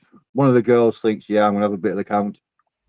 She goes up there, gets bitten by him, obviously starts sneaking out of the house. The weaker one of the twins, she takes the blame whenever Peter Cushing says, where's your sister? Oh, I'm your sister. I'm the sister. She's the other one. She's not doing anything wrong, so she's getting beaten and whipped and stuff like that. When it comes to the ending and they find out that one of the girls is actually a vampire, Peter Cushing is absolutely devastated and distraught. All the rest of his crew are saying she needs to be burnt straight away, and he's obviously it's family and she's reluctant. They do arrest her and throw her into a prison, and then the Count kidnaps the good twin, swaps places with him, and obviously there's a guy that's in love with a good girl, and he sort of just stops it just in time. It's got when the Count gets killed, it's a little bit cheesy, but it's a really clever film. I say it's worth watching just to see Peter Cushing be so nasty and quite sadistic in it. Really good film. Really, really worth watching if you haven't seen it. Came out in 70, I think it was 71, this one. 72 maybe. But yeah, it's absolute classic, and it finishes the Karnstein trilogy quite well. Nice. Yeah, I thought I had that actually, but I don't. No, don't see it on you. Cool. There you go. Good stuff. Hey, Marty, what you got for us? Something modern. There you go. Well, modern being 14 years old. So I picked this little fucking gem of a movie. I have mentioned it to you guys. I don't know if he's watched it after I mentioned it to you, but this is fucking brilliant. This film is kind of a road trip movie. This came out when fucking The Walking Dead was coming out for a while. It was fucking flying at the time, and Walking Dead was out actually at the time. This is kind of very reminiscent of Walking Dead, Frank Darabont, the way it's directed and the way it's shot and everything. But great road trip movie. You know, where Zombieland was a road trip movie with what do you call it, Woody and the other fucking what's that, Jesse Eisenberg, the older guy, more professional, and then the young novice and all that. But this reminds me so much of it. The Pretense. Now this is fucking take all the bullshit out of Zombieland. This is a brilliant vampire movie. It's by the time I showed it. So this is Stakeland. There was a sequel. I haven't even watched it because I heard it was so bad. But yeah, so this is the Mister. They call him Mister in it. So he's the guy, and he picks up this young lad. That sounds fucking even scarier than anything I've shown so far. But he takes this young guy under his wing. So the whole fucking world is just sort of vampires against humans, a bit like the zombies in The Walking Dead, if you know what I mean. And so he goes on this kind of road trip, and they're getting to trying to find some Eden or some bullshit, you know, where it's safe as far as I remember. It's a while since I've watched it, but it's so good. I think the woman from Top Gun, is it Kelly McGillis? Yeah, the one that was she was the main actress in the Top Gun. She's in this, man. She looks as old as fucking this and manky in this, like, you know. So it's not Kelly McGillis from Top Gun, but this is fucking amazing. Some of the kills in this are just fantastic. It's just fucking excellent. Scary as who said that? Pieface. Scary vampires. There's some kind of fucking religious sect going around, and vampire religious sect, and the leader of them, he's a bald dude. Well, he's bald in lots of things I've seen, but he's a scary motherfucker and right cunt, like, you know what I mean. But this is brilliant. Forget about what you know about horror. This one's a game changer. It's just class. I could have put this at the top of my list, although I don't have a ranking list here, but this is absolutely fantastic, lads, if you haven't seen it. No, I haven't seen that one. Our little, I can't see her. She's not on the box, but our friend from Halloween, Jamie Lee, 4 and 5. No, what do you call it? Danielle Harris. She's in Danielle Harris. Yeah, so she's in this as well. It's really, really good. It's really good now. It's got a great cast. I know the main guy. I can't see his name on this because the writing is just like Nick D'Amici. Never heard of him, or the young lad. But they're excellent in this. You really will enjoy this movie if you haven't watched it yet. It's just it's been an hour and a half long, an hour and 35 minutes long, but it's full on. The whole fucking movie is excellent. There's all, you know, I keep coming back to The Walking Dead. You know the way there's all these kind of groups that have come across in The Walking Dead of they're all fucking assholes for whatever reason. This is the same with this. You know, all the post-apocalyptic stuff where people have gathered together and they're trying to defend themselves, but there's full of nasty groups in this. And it's up to the Mister to fucking help him out, and he's a fucking top man, killer, brilliant. So Stakeland 2011. Go check it out. I heard the second one is dog shit, so I haven't gone near it. But fair enough. Right. Yeah. 28 days later, scary. Yeah, absolutely. Banger. What should we go for? I think I'll show this. Since you've all been showing fucking old movies, this is my favourite of the Hammer ones. Taste the Blood of Dracula. Christopher Lee. It's a bang of the fucking. You got it as well, sir? Yeah. Oh. Do you want to talk about it then? No. It's just one of them. It's I don't know, just something about it. I just like it. It's. I don't think I have it. Yeah, it's just sort of kind of quaint, isn't it? But cool. Christopher Lee is just, you know, He's Dracula, isn't he? Christopher Lee, he's Dracula. He just oozes vampire, doesn't he? You know, it's like people used to dress up as in fancy dress as fucking Dracula. 9 out of 10, they look like a dodgy version of Christopher Lee, didn't they? Yeah. It's, you know, and the amount of movies he'd been in, that, it's just a fucking legend. But yeah, I think that's the Hammer ones is probably my favourite. Yeah, it's just fucking great. Hammer movie. It's campy. It's bawdy. It's just excellent stuff. So yeah. Anyway, back to you, Beast. I need a piss. Well, I've just seen George mention in the comments that it doesn't get much better than Captain Kronos. So we'll show Captain Kronos. Nice. This is the 3-disc version with this, like 3 or 4 different versions of the film on it. There's quite a lot of interviews and such like. Obviously, it's got Caroline Munro in, so that makes it rates highly in my book. Straight away. Again, I think this is a slightly different take on the whole vampire thing of they don't necessarily sorry, it's not just drinking the blood but they drink the youth, don't they? Actually take the youth away from the people that they bite. And I didn't realize until I rewatched it that the main, like the mother in it, is born a can sting. So it sort of ties in with those previous 3 I've just shown in that respect. Even though she's married as what's her name? No, I can't remember her name, the madam's name, but yeah, it's just it's one of the best. It's I mean, it's typical Hammer horror, but it's sort of, I don't know, a little bit more maybe stylish or just really, really good. It's definitely one of my favorite. If I was going to rank them, this would be up there, top 2 or 3 easily. Yeah, and it's an absolute cracking film. Cool. Especially now in all its technical glory. But yeah, I mean, it's even got a decent sword fight at the end as well.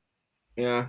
Who's got that? Who released that? Was that 88 Films? I know I have that in my basket in Amazon, the 4K of that for fucking ages, waiting for it to go down, but it hasn't gone down. No, this is just a Hammer release, this one. Oh, right. I know the 88, did the 88 Films, they did like a massive version, didn't they, with a book in and all sorts. Yeah, maybe that's the one I have in my basket. It's so fucking dear. But I was good, but yeah, that was a lot of money. I was like, nah. Yeah. I like it, but yeah. But yeah, I mean, I think this was 25 quid, something like that. Right. That's Hammer one, still right? a little bit pricey, but yeah, definitely one of the best. I don't know if I've seen it though. I can't remember. I know the title of it. It just when I heard of that years ago, I always used to think of fucking Venom and stuff like Captain Kronos. Yeah. I mean, but yeah. I've actually got there's a graphic novel of it. The graphic novel's superb. I tried digging it out, but I couldn't find it. No. So, but yeah, it's definitely worth watching. Great film. Cool. Yeah, definitely have to check that one. Marty. Already? Fuck. I think so, unless I missed out. Or should I have been after you? I can't remember. No, it's Marty. Okay. Yeah. Okay. This is another one I mentioned to you guys recently. So this is a vampire comedy fucking film, and this is hilarious. This is from 1992.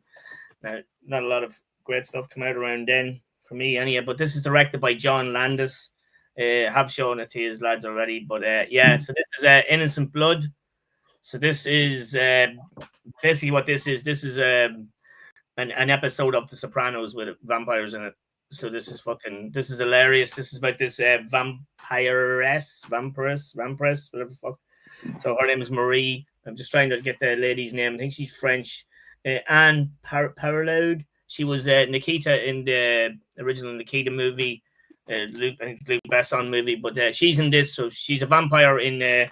I'm gonna say it's set in New York, wherever them fucking gangsters be. we'll call it New York for the sake of it. But anyway, she's hunting blood or hunting people and that. But she stumbles across this group of what do you call it? Goodfellas, like so there's loads of people in this.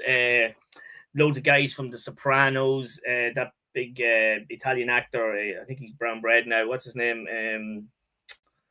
Chaz Palminteri. You've seen him on The Simpsons as well. He's in that. The main actor in this is Robert Loggia, who you will know from stuff, but the only thing I can remember him in is the guy that owned the shop in Big, that played the piano with Tom Cruise. That wasn't that film. It was Tom Hanks. So he's the main actor in this, and he's absolutely fantastic. So what happens is she kills one of the mobsters, one of the gangsters, Goodfellas guys, and they think that there's a mob war on in the city, but it's actually her. So then she ends up with Robert Loggia's character. She bites him, but she doesn't kill him. And then it's just hilarious after that. So you've got loads of fucking Goodfellas going around the city. They start making more vampires to have the best mob group in the city. This is as gory as it comes, man, for 1992. It's really, really gory.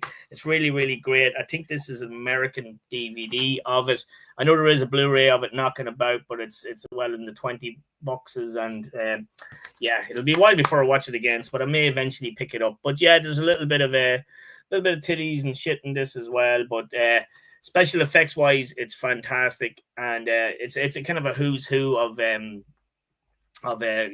kind of soprano type actors that you'd know from loads of movies and stuff.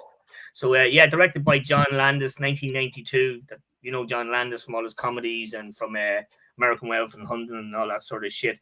But we're recommending everything here we're showing, guys. But this is fucking really, really highly recommended. You'll really enjoy this movie. It's so well done. That's it. Says it. The comedy that takes a bite out of crime. Yeah, fun movie. So never did it. Gotta admit. Yeah, it's good. It's good stuff. There you go. Right, me. We'll go this one. I think. This one that you guys said you didn't think you knew. This is Near Dark. I'm pretty sure it was an 80s movie. That's the one with Bill Paxton, is it? Yeah, Bill Paxton. Yeah, I know it all right. Yeah, I just don't have it. Lars Henriksen, is it? Is that him? Is that his name? Lance Henriksen. Lance Henriksen. That's the fucker. Yeah, he's in it as well. He's one of they both play vampires. Basically, there's a gang of vampires going around in the sort of various RVs and whatever vehicles they can get into. They black up the windows and fucking just feed in at night or whatever. Go into bars and fucking attack people and drink their blood and then fuck off to the next town. This is weird that it's really hard to fucking get hold of. That's why it's all in fucking German. It's not a German film. It's a Hollywood movie. Yeah, but yeah, it's really hard to get hold of. There we go. Jake knows. Came out 1987. There you go. But yeah, this is really fucking good. See, look, it's all you get a nice little booklet, all in German. Really fucking helpful. So he's a young guy, sort of picks up that's great vampire hit the sun. Some really good stuff today. There's our friend Mr. Henriksen and that. So basically, it's really good. I think it came out around the same. So it got sort of overshadowed by the likes of Lost Boys and stuff. Really, really good. Awesome movie. Really enjoy it. There's our friend Bill, looking really cool in his leather jacket with a sawed-off shotgun. Nice. Yeah. So basically, is that right?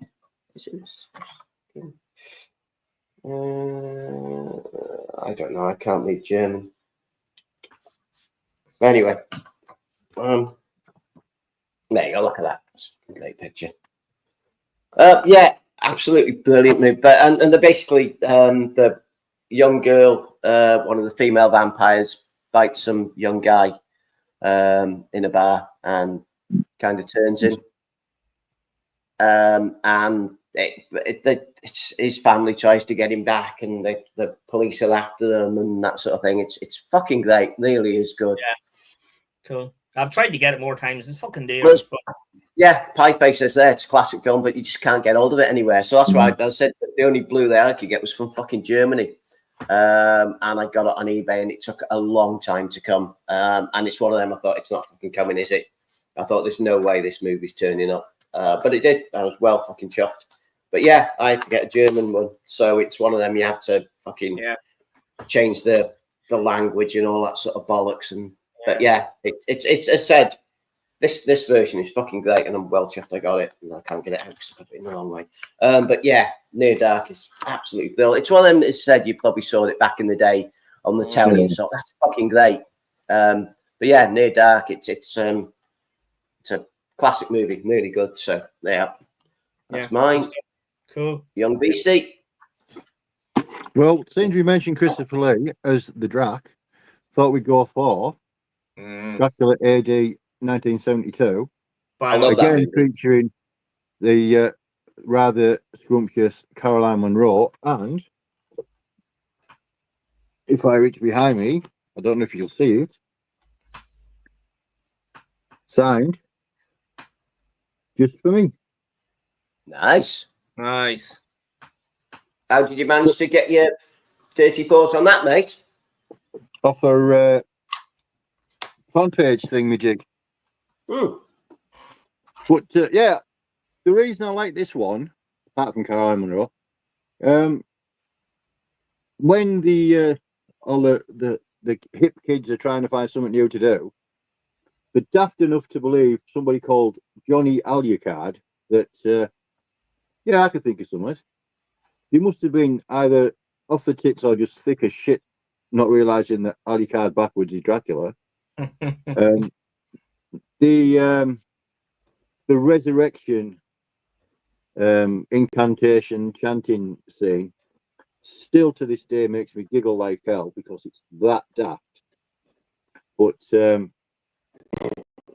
think as a film by itself, it's pretty cool and quite a groovy 70s soundtrack, and it's very 70s, isn't it? Yeah, it's over time. You can tell there's no other decade that could have been brought out. It's Stephanie Beacham, isn't it? She's the other lady that plays Van Helsing's granddaughter. Yeah. But it's one of those films that you can watch it time and time again, and it's just an easy watch. Yeah. And I mean, it's very, very formulaic. You know what's going to happen from start to finish, but it sort of doesn't matter. Yeah. It's just one of them. You stick it on and take your brain out of gear and have a giggle. Yeah. But very it's really, psychedelic, really isn't it? Yeah. What was the band? Stoneground or some stupid fucking name? Something like that, wasn't it? Yeah. Stoneground, I think they're called. Yeah, it's I like that. I really enjoy it. Yeah. It's one I've seen God knows how many times. Yeah. Well, yeah. It's good crack, yeah. Cool. Right. Marty. Okay. Whip your movies out. Now, myself and Beast were chatting on the comments on Facebook to Kenny, Dead of Winter Kenny yesterday. So I don't know if you were going to show it or not, Beast. No, I know which one you mean. Yeah, so this is it and the sequel, and I haven't watched the sequel yet of it. But I do like the first one. He's very suave in this Count Yorga. So this is the double one on Arrow. It has a different cover inside. Maybe you've seen the cover of that one. That cover, is that the cover on the inside? Yeah, that's the cover. Yeah. I always like flipping them. I always think there's more interesting covers on the inside. Yeah. But, so Count Yorga. What can you say about this, man? It's fun. It's a fun movie. It's just he's a fucking vampire and he lives in a manor, and what the fuck else can you say? Like, you know what I mean? And he's at the start of the movie, he's I wouldn't say he's working, but he's doing seances. He was with this bird's my mother in it, and she dies like after 2 weeks of going out with him. I don't even think it says why. in it. I can't remember if it says why. But anyhow, so he's doing seance and he's picking up chicks that way. He's got a fucking kind of a beastly ogre looking weird fucking kind of familiar henchman. And but yeah, I don't know. There's something about it, man. The actor that played Yorga, what the hell is his name? He's really, really cool. Robert Quarry, I think. Yeah. And I think he's really fucking good. I think the guy, whoever did Count Yorga, wanted to make a soft porn fucking Dracula movie, and he wouldn't do it unless this guy wouldn't do it. Quarry wouldn't do it unless they kept it straight and tried to make a serious horror film. Now it's definitely not a serious horror film, but yeah, it's really, really good. Count Yorga, if you haven't seen it. I'm trying to see if there's a proper name for Eorga or some way it's pronounced, whatever fucking language that is. But yeah, haven't seen the second one yet. The Return of Count Eorga. The way it ends, I can see how he's coming back. But yeah, it's just got usual. You've got your brides of Dracula, we call them, good-looking women sort of fucking thing in it. Just trying to remember anything from it or anybody else from it. That was it. Yeah, there's not a lot of there's a lot of funny scenes in it, but he actually looks pretty good, like as the vampire. Once again, Christopher Lee kind of evil look with the fucking red in his eyes, the red eyes and that. But yeah, I like him, man. I like his take on I know he's not Dracula, but on a kind of Count is really cool. So yeah, 1970 Count Yorga. It's pretty cool. So you picked it up, cool. Yeah. Yes, mate. Yeah. Yeah. Came a couple of days ago. Yeah, it's really, really good. Like, it's good. It's good fun.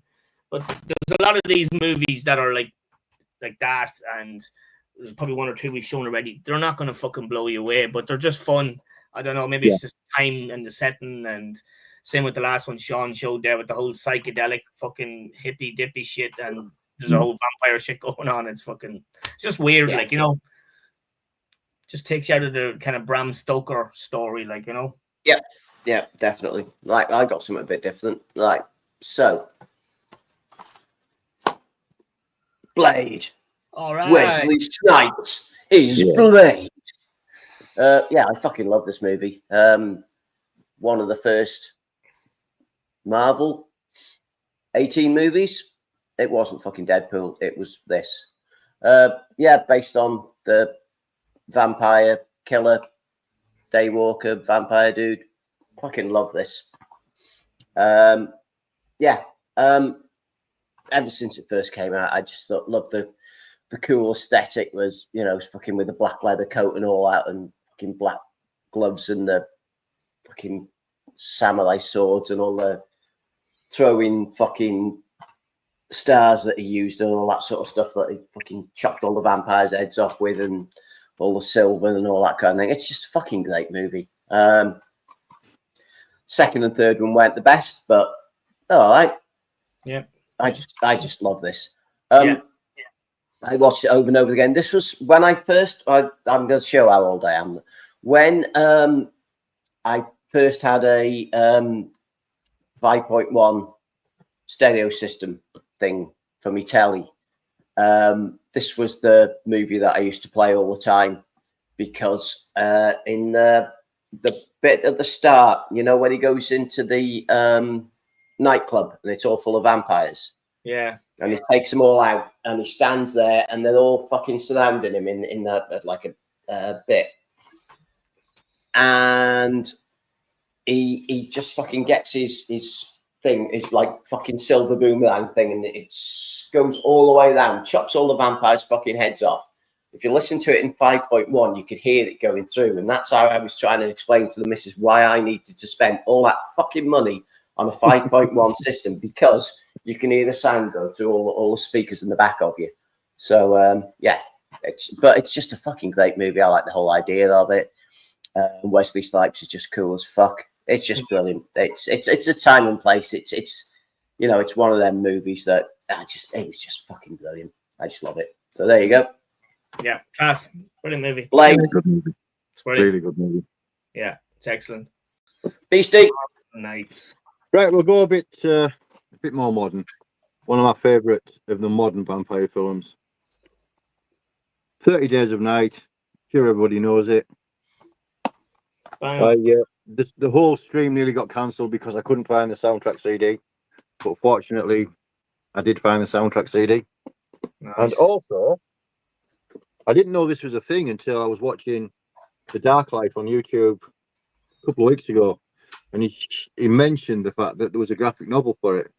I managed to pick this one up. It's actually got all 3 of the stories in, like a compendium of them all, and it's absolutely superb. Some of the artwork is just next level. It was a graphic novel first, Beast. It was a graphic novel first, and they based the movie on the graphic novel, didn't they?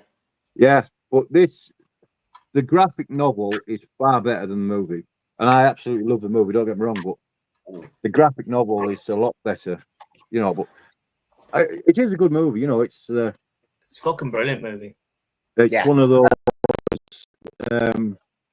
The only thing I find with it a little bit, you know, is the fact that it's day 4. Now it's day 20, and they're still surviving. And the vamps are like, "Yeah, we'll save all the heroes till the end." And yeah, I do like the way it ends with Lado and Melissa George sat there. But say, out of the modern vampire movies, this is probably my favourite one, because I do prefer, I said in chat the other day, I do prefer the classic era vampire movies, 60s and 70s and stuff like that. But out of the more modern ones, I mean, when did it come out? Yeah, I can't see it. I can't see either. No, and I watched it this afternoon to catch up on it, because I knew you were going to talk about it. But it's this afternoon, and it's fucking great. It's a really good. 2003, is it? Yeah, probably. Be something like that, won't it? Or 2002 or 3, I think I can see. Yeah. Yeah, like I say, it's the soundtrack's really good as well. Like very industrial and quite moody, and it's not something you're going to put on to try and cheer yourself up with. But it's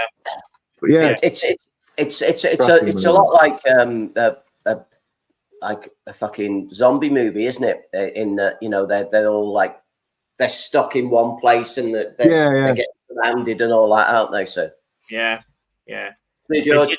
It's fantastic. It has got some quite brutal murder, death, kill scenes in it, but it's definitely one of the better modern ones.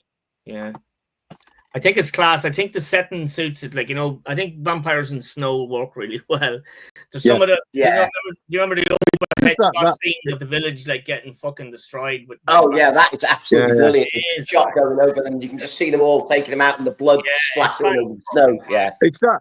It's sort of like that eternal darkness. Instantly makes you think, "Oh, fucking hell, this is going to be creepy." Yeah, and you've got no chat. You know, you're not going to wake up in the morning and the sun's going to be there melting the vampires for them. So if you get the chance to read the graphic novel, absolutely superb. I love the vampires that they have their own language in it. You know what the fuck they're saying. Yeah. That's brilliant as well. That's a great idea too. Like, you know, it's a class. It really is. I don't know if I don't know what you guys thought. I said, because I only watched it this afternoon to try and catch up on it, because I hadn't seen it for years. It reminds me a lot in sort of atmosphere as The Thing. And I think it's because it's based in the snowy, in the cold and all that sort of thing. And as you say, with all the ice and that. Yeah. And also when you're getting hunted down and the group's getting smaller and smaller, when they were sort of somebody and like alien that, and then when they didn't know who had the thing in them, and it's like when there was a couple of the guys had been bitten and you didn't know, and then all of a sudden because it takes a bit of time to go through. But yeah, it's fucking great. I just thought to myself, it's a bit like The Thing, but not quite as good, obviously. It is, with the isolation and the whole lot. That's you know, and they were cut out from everywhere else, and all the communications were down that. So that's what just popped into my head anyway. But anyway, it's Marty, you're up, bud. Okay, this moved me. This movie fucked up part of my childhood. It probably did for a lot of yous as well. So this movie, it's actually a mini-series, Stephen King mini-series. Came out in 1979 originally. I'm sure I didn't see it in 79 because I would have been 6, and I probably wouldn't be around if I seen it at that age back then. But I do remember it was the fucking whole talk. I don't know about where you. I know where you live, but I don't know if it was the whole talk then. But where I lived, this was the fucking talk of forever. I don't know what station it came on TV, but yeah, I was going to show you just a slip cover. But Salem's Lot. Oh fuck me, man! This movie. I rewatched it again about 2 weeks ago just to see it. It's like two-part miniseries, like whatever, 3 hours long. You know, they were doing Stephen King stuff like that. They did it with the original It as well. But David Soul, man, Jesus, I remember growing up and he was in Starsky and Hutch. But then when I remember saying, I don't honestly know what age it was when I seen this. Could have been 10 or 11 or something like that. How I got to see it, I don't fucking know. But creepy as all hell. James Mason. Okay, a lot of it doesn't hold up. I remember rewatching this for the first time after years of seeing it as a kid, and I was like, how the fuck was I afraid of that? But I think this could be the thing that got me really into horror movies back when I was 10 or 11. Do you know what I mean? I couldn't understand like how the fuck this was on TV when that kid David that's at the window scraping the window, man. Scary. Yeah, that's scary thing ever seen. Yeah, that seriously, my phone's going nuts. But yeah, seriously that was scary. good timing, to be fair. You mentioned the dude at the window, and then your phone starts playing the Halloween theme song. Fucking, yeah, it was the Twilight Zone, but Twilight Zone, scary, you know, funny. Yeah. But this is pure quality, man. James Mason is fucking amazing in it. Then you have obviously what was his name? I watched it. What was this guy's name?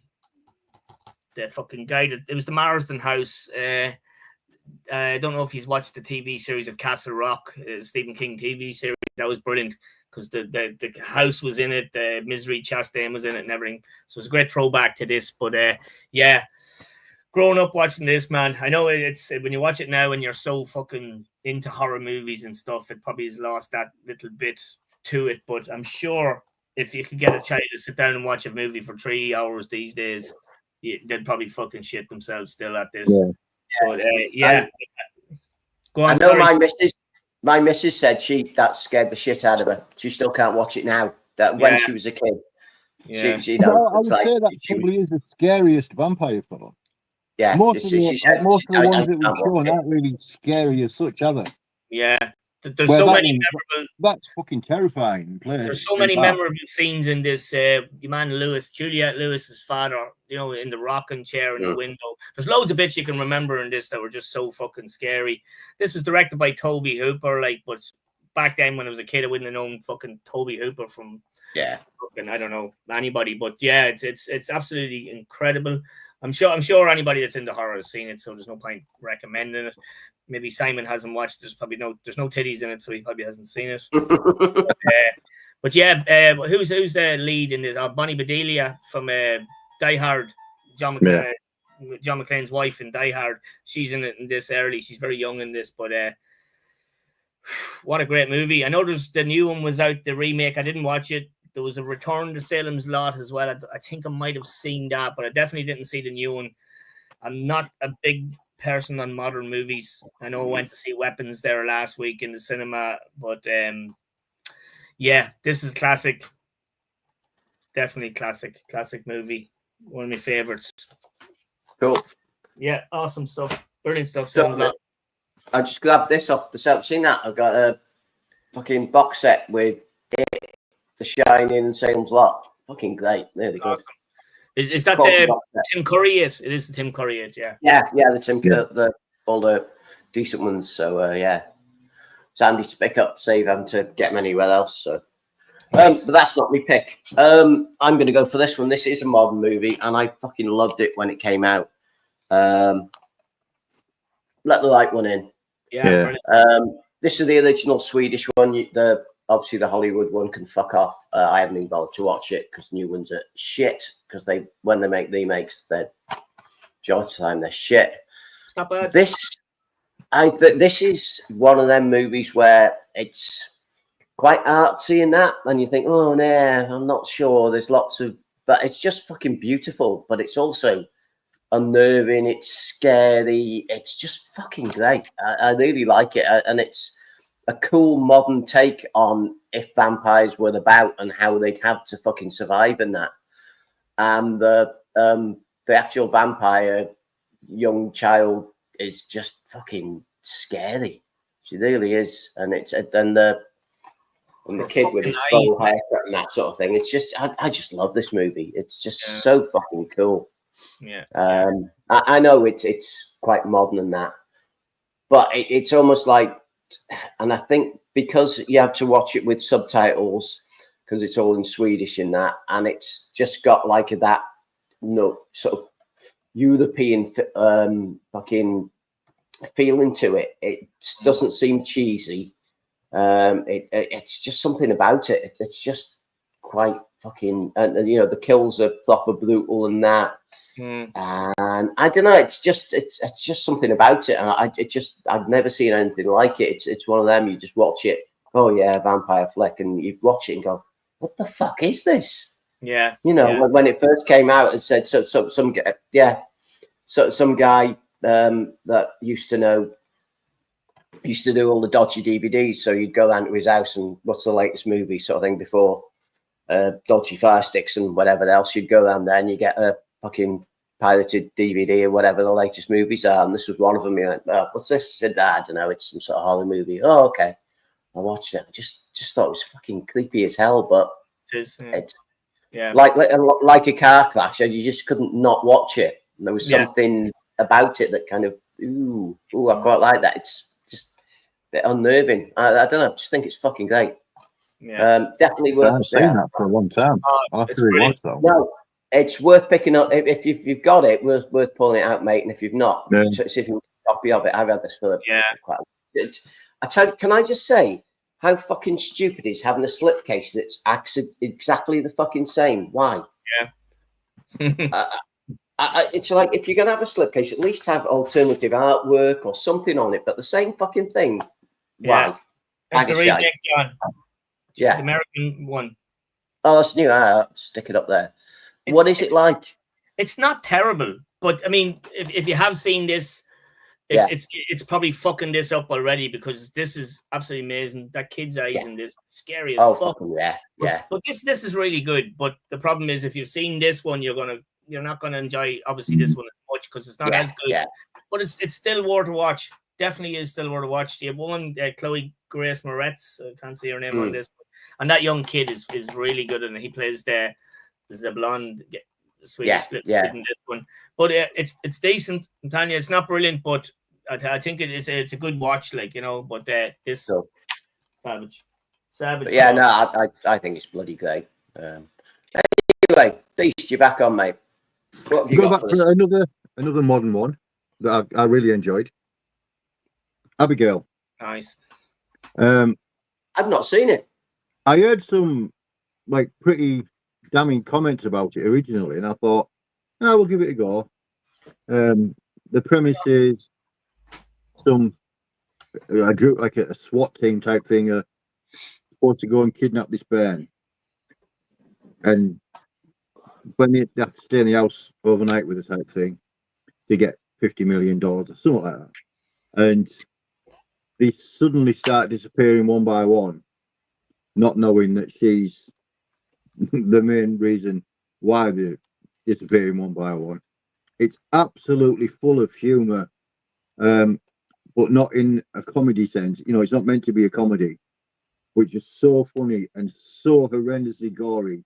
It's definitely worth watching, John, if you haven't seen it. It's an absolute cracker. It's great. I'll check it out, mate. Yeah. Again, it's not one of those. It's certainly not a scary movie. It's more. It's got more of like humorous. Let's see how much blood we can actually use. They probably use more blood in this than in any other movie. It's absolute bloodfest, but it's really, really funny. And the action, some of the kills are superb, and it's brilliant. Yeah, it's very funny. Nice cheesy ending, and I really enjoy it. I think the young kid that plays Abigail, I think she plays a fantastic part in it. It's definitely worth watching, John. It is, yeah. It's just full on, isn't it, Sean? It just keeps going. Yeah. It's just like it won't let you breathe. It doesn't ease up at all the way through. It's an absolute slaughterfest. Yeah, it is. Definitely worth watching. It's a good laugh. Rewatch that again. That's a cool film. Yeah. Me. What you got, Marty?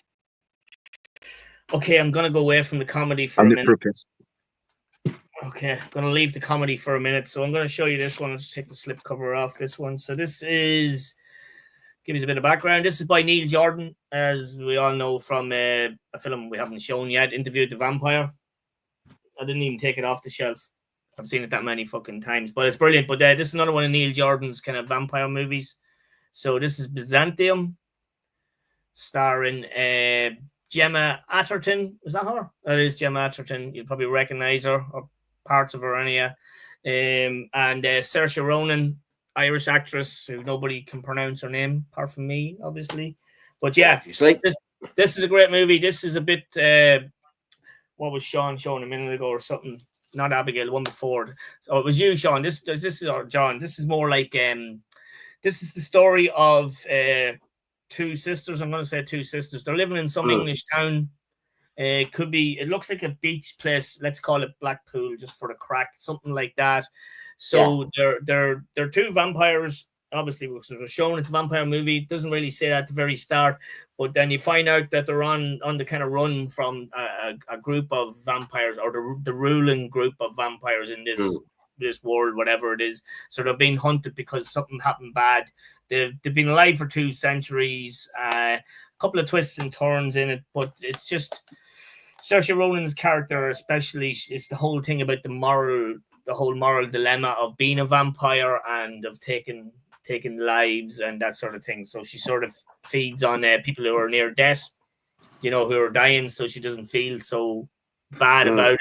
But yeah, it's with the whole moral aspect of being a vampire, and while we're trying to protect each other, the two inverted commas sisters. I don't want to give away too much of the movie, but it's beautifully shot. As I said, it's shot in England somewhere in some coastal town. It could be Blackpool or something. It looks kind of that sort of area, but I don't know any other areas of kind of beaches and piers and that sort of stuff in England. But if you haven't seen this, Byzantium is the name of the hotel where they're crashing out. It's excellent. There's a few other English actors that you'll probably recognize in it as well. But yeah, really, really good, man. Neil Jordan, he's a great director, man. He's directed some great stuff like Interview with the Vampire. Oh, Sean has a copy of it there. Excellent. Did you watch that, Sean? Yeah. Yeah. Yeah, I really like it. I really think it's it's really well shot and everything, isn't it? Yeah. Very atmospheric and like gothic, but modern gothic type. Yeah. Rather than being like old school. He's done. I think he done Company of Wolves and stuff like that years ago as well.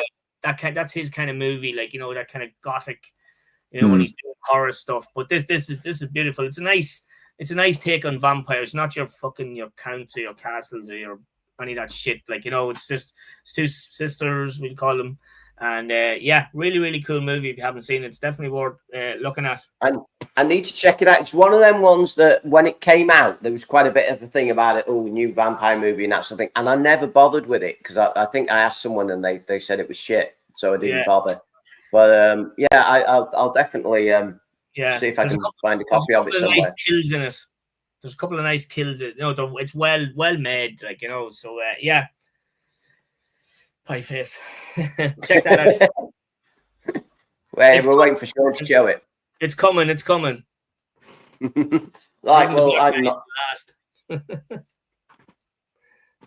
Right, it's me, and I won't be showing that because I'm going to show this instead. I fucking love this movie. Another one I love. These are like movies that we like. Dusk Till Dawn. Yeah, if there's two things to say about it, Salma Hayek, maybe. Yeah, I like the way a few years ago I did what the fuck? There was a horror magazine sort of came out. And it was a vampire one, and I did a review of Blade and this. Weirdly, you can imagine me doing reviews. I can't even fucking say my own name half the time. I'm not bad at writing stuff down though. But yeah, the whole thing about this one is obviously it's two fucking movies in one. The first part of the movie, it's Tarantino fucking heist movie with all the smart, witty conversations and the way it's, you know, shot and all that sort of thing. That's all it is. And then obviously they have to fucking turn up at the place where they're gonna titty twister. Yeah, are they gonna? I can't remember what they're doing. I haven't watched it for a few years, but are they they're just getting away and someone's gonna, because they go into Mexico, don't they? The titty twisters, the fucking.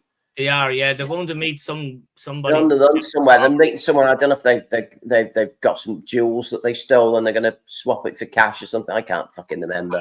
Money. I don't know. It's laundering. Yeah, it's something to do with that. And obviously, Salma Hayek's fucking nice. Is that the soundtrack? Is it, mate? Let me. Yeah, it's fucking awesome, man. The soundtrack's really good because it's isn't it Ricky Medlock? Some Blackfoot's on it. You've got the Blasters, ZZ Top, the Mavericks, Jimmy Vaughan, the Leftovers, Tito and Tarantula. That's Robert Rodriguez's band, is it? I think. Yeah. I could be wrong. Stevie Ray Vaughan, Graham Revell. No mention of that other name you said there a second ago, but that's it. Yeah, but it's a great soundtrack. But Tarantino doesn't have bad soundtracks. No, but yeah, this is just good. Obviously, Tarantino's in it himself with Clooney. As the main guys, aren't they? George Clooney and. Did you watch the series, John? I haven't seen the series. No, I believe it's all right, but yeah, I've not seen it. I just love this movie. I had it on DVD back in the day. Did you like the other two movies, John, in the series? What's it called? The Hangman's Daughter, and what's the other one? There's three of them. I watched the second one and it didn't do a lot, and I gave up by 10 children. Yeah, any good? They're not great. They're not. No, they're not even great. They're not fucking good. Simple as. But great cast. Harvey Keitel in the original one there. Yeah, Juliette Lewis as well. Who's fucking great in it, as she is in Tarantino's movies. I thought it might have been colored. So it's just fucking great. It's the vampire stuff at the end's good. It's just another, as you say, it's another interesting. It's not castles, and the fact they go to a fucking topless bar is just quality. Yeah. Lots of and the fucking twist with the when they get the preacher thing. He's a preacher, isn't he? Yeah. And X. Yeah, and helps for fucking doing the fuck, I can't speak. Making the water holy and all that to get rid of the vampires and all that sort of fucking bollocks in it. And hasn't it got thingy in as well? Machete, what's his name? Danny Trejo. Yeah, he's in it as well, isn't he? Yeah. And is it Cheech and Chong, or one of them in it as well? Cheech Martin or Martin? He's in it as well. Fucking great movie. Really Richard cool. Roundtree's in it, I think, as well. The guy that played not the guy that played Shaft, but there's one of those black actors from years ago in it as well. He's pretty cool in it. And of course, Tom Savini's in it too as well. So yeah, it's pretty good. Fucking great movie. But yeah, we love Dust Till Dawn. Yeah, it's everybody just quality stuff. Fucking brilliant. Beastie Boys. Oh, where is he? There he is. Fucking hell. This is purely, I wasn't even going to show this, but purely because Simon asked. We have to put Blackula in. Yeah. This has got Blackula Scream with it as well. Yeah. One Blu-ray and 2 DVDs, I think. This is one of the cheesiest vampire films ever. It's terrible, to be fair. But it's so terrible, it's watchable. Why on earth Prince, whatever his face is called, thought it'd be a good idea to visit Count Dracula to try and abolish slavery?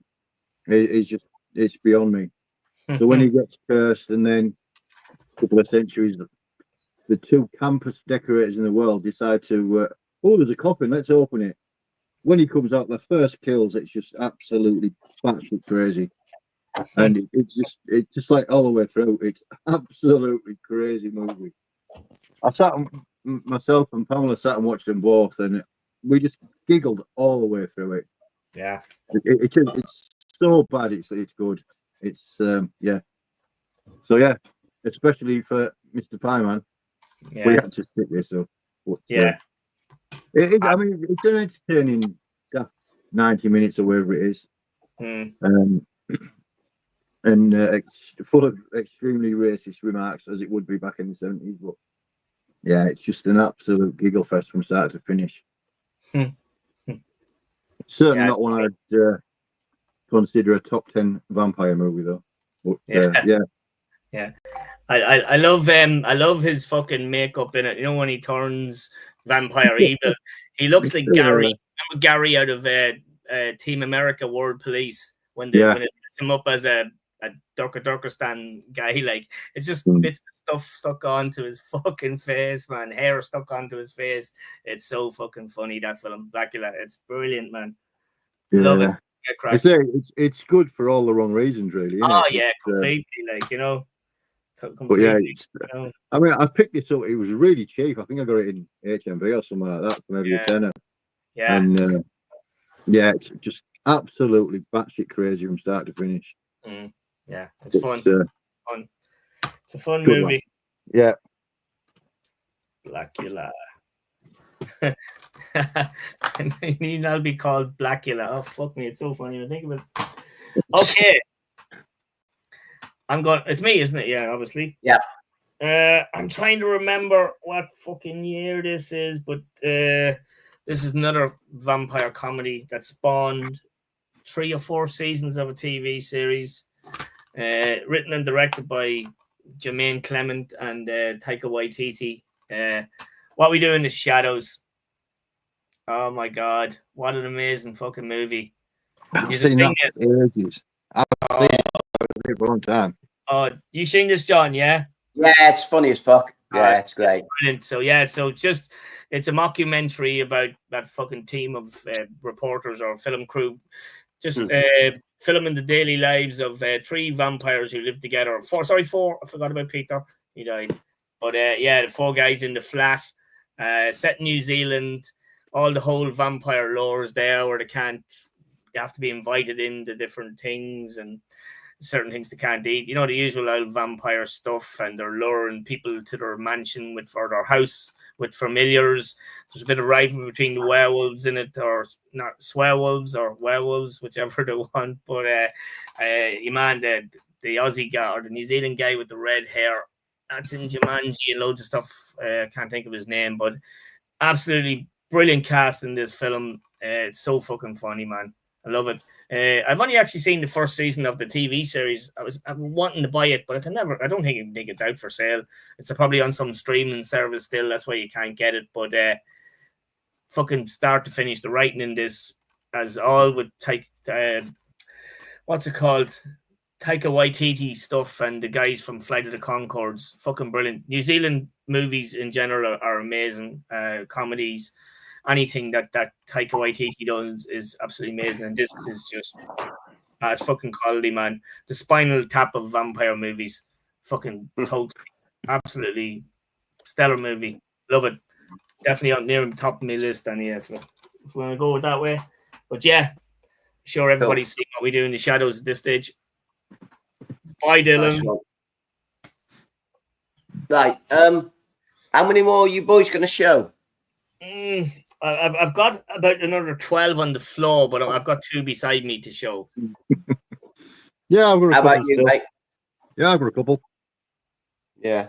Well, I'm going to show my favourite now, and then I'll do some horrible mentions. I can't remember if we're up to 10 or not, so I can't count. So I'm going to show my favourite now. Yes, if you don't mind. No, we just keep going with whatever we have. Anyway, it's just yeah. I'm going to show my favourite now, and I've got a few others I can show. So, Lost Boys. Whoa! I thought it was something different. No, this is you can tell I like it because it's a 4K one. I don't own many 4K because I can't be fucking arsed. I quite Blu-ray seem to do enough for me. But yeah, I had to buy this on 4K. That's got normal Blu-ray with it, obviously, as they do. This is just fucking iconic. If you're of an age, it's something that's just the soundtrack, which I showed before, just fucking brilliant. The comedy in it, the kills in it, it's just, I don't know. I think probably this is one of the movies that me and Mrs. Matt can watch whenever. It's just one of them. It's you know, we're of an age where the 80s shit is just, and this is just iconic, I suppose you could use. It's just fucking brilliant. You know, the whole idea that there's just lines in it that you can repeat. You know, the problem with this place is all the fucking vampires and all that sort of shit. It's just, I don't know. I just love it. It's just, I say it's probably one of my favorite movies of all time, let alone vampire movies. Yeah. You can watch it again. It's got you know, I love the fucking the Flog brothers in the comic book shop. They've given him a fucking Dracula fucking comic, and him going, "Oh, I don't do horror comics," and all that sort of stuff, and him going down the comic shop moving. So it's just, I don't know, it just appealed to me back then. And as I got older, it still appealed to me. And as you say, the music and you know, the I don't know, just iconic, and it seems very American to a Welsh boy back in the 80s. It was, you know, like stuff like this and the Warriors and all that. It just seemed to, you know, the seaside American town sort of thing. It just seemed to be something about it. And, you know, going into the fucking vampires that lived in a cave and all that sort of shit. It's, I don't know. And the fact the vampires all had fucking leather jackets on and long hair and they all looked cool. It was just an image, and it was something that, you know, all your mates liked. It was one of the movies that I've never met anyone that goes, yeah, Lost Boys, bit of shit, that can't be bothered with it. Not cool. Everybody seemed to like it. And, you know, even Pieface thinks it's a classic. So yeah, I couldn't not talk about this. It's just fucking great. Yeah, I think the thing for me with that film is, even when you watch it now, it still feels like in the moment. Even though we know it isn't, you know, and it was in the 80s, and it hasn't aged badly like some films do. It's sort of still got that modern feel to it, even though it's 40 odd year old. Yeah. But yeah, it's an absolute cracking film. Yeah, that you know, from the soundtracky thing, that picture's there. I think it just fucking sums it up.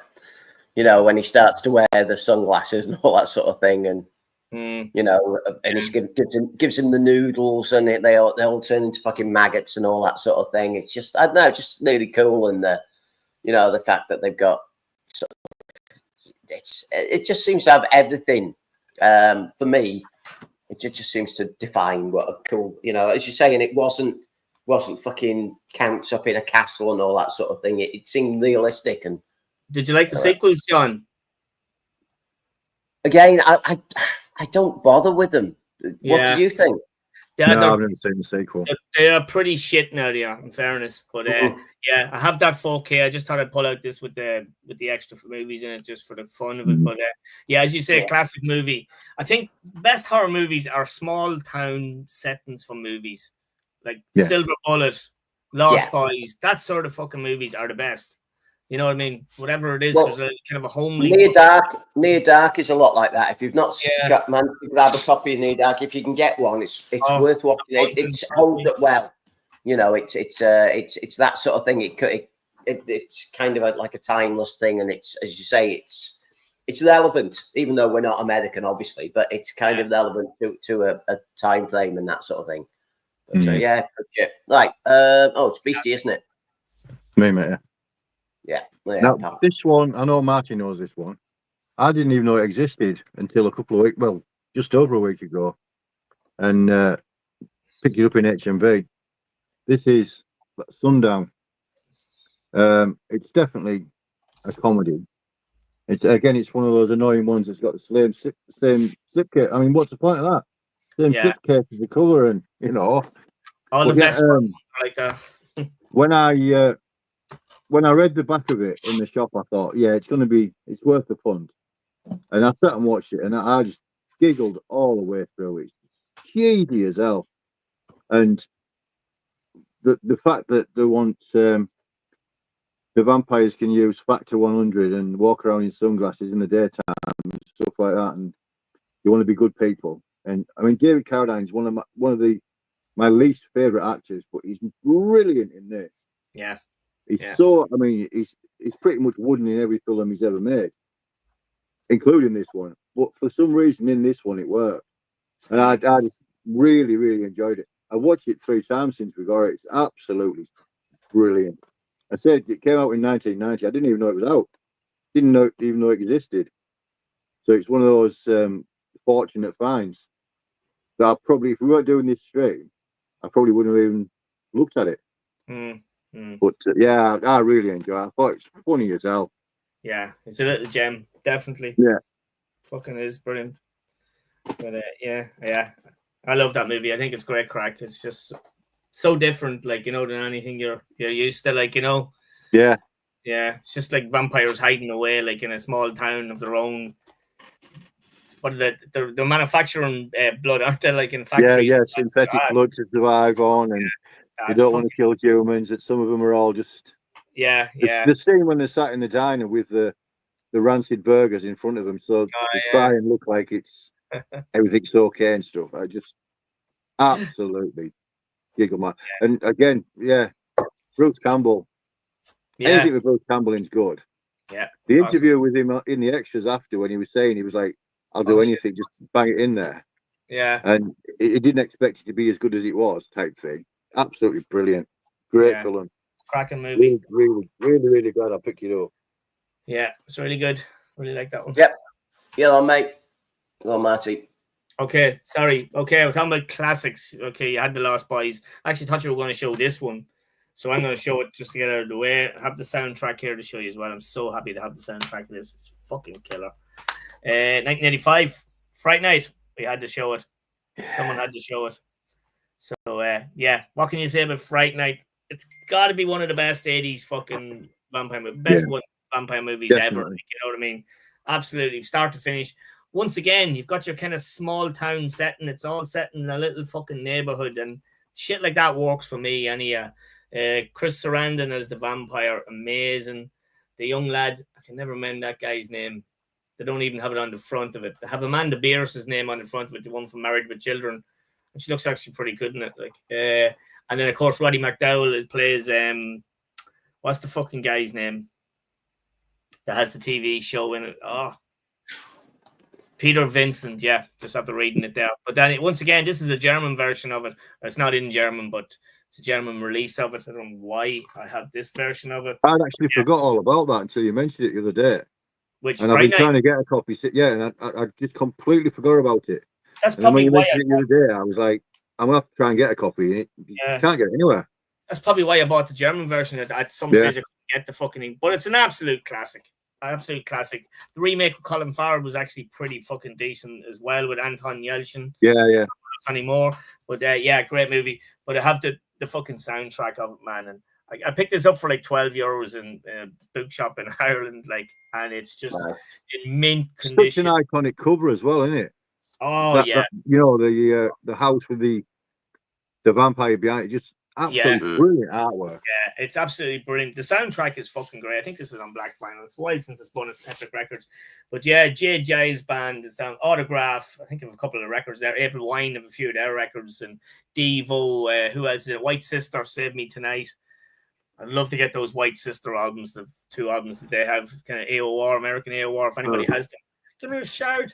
Brad Friedel, not Friedel, he used to play for Liverpool.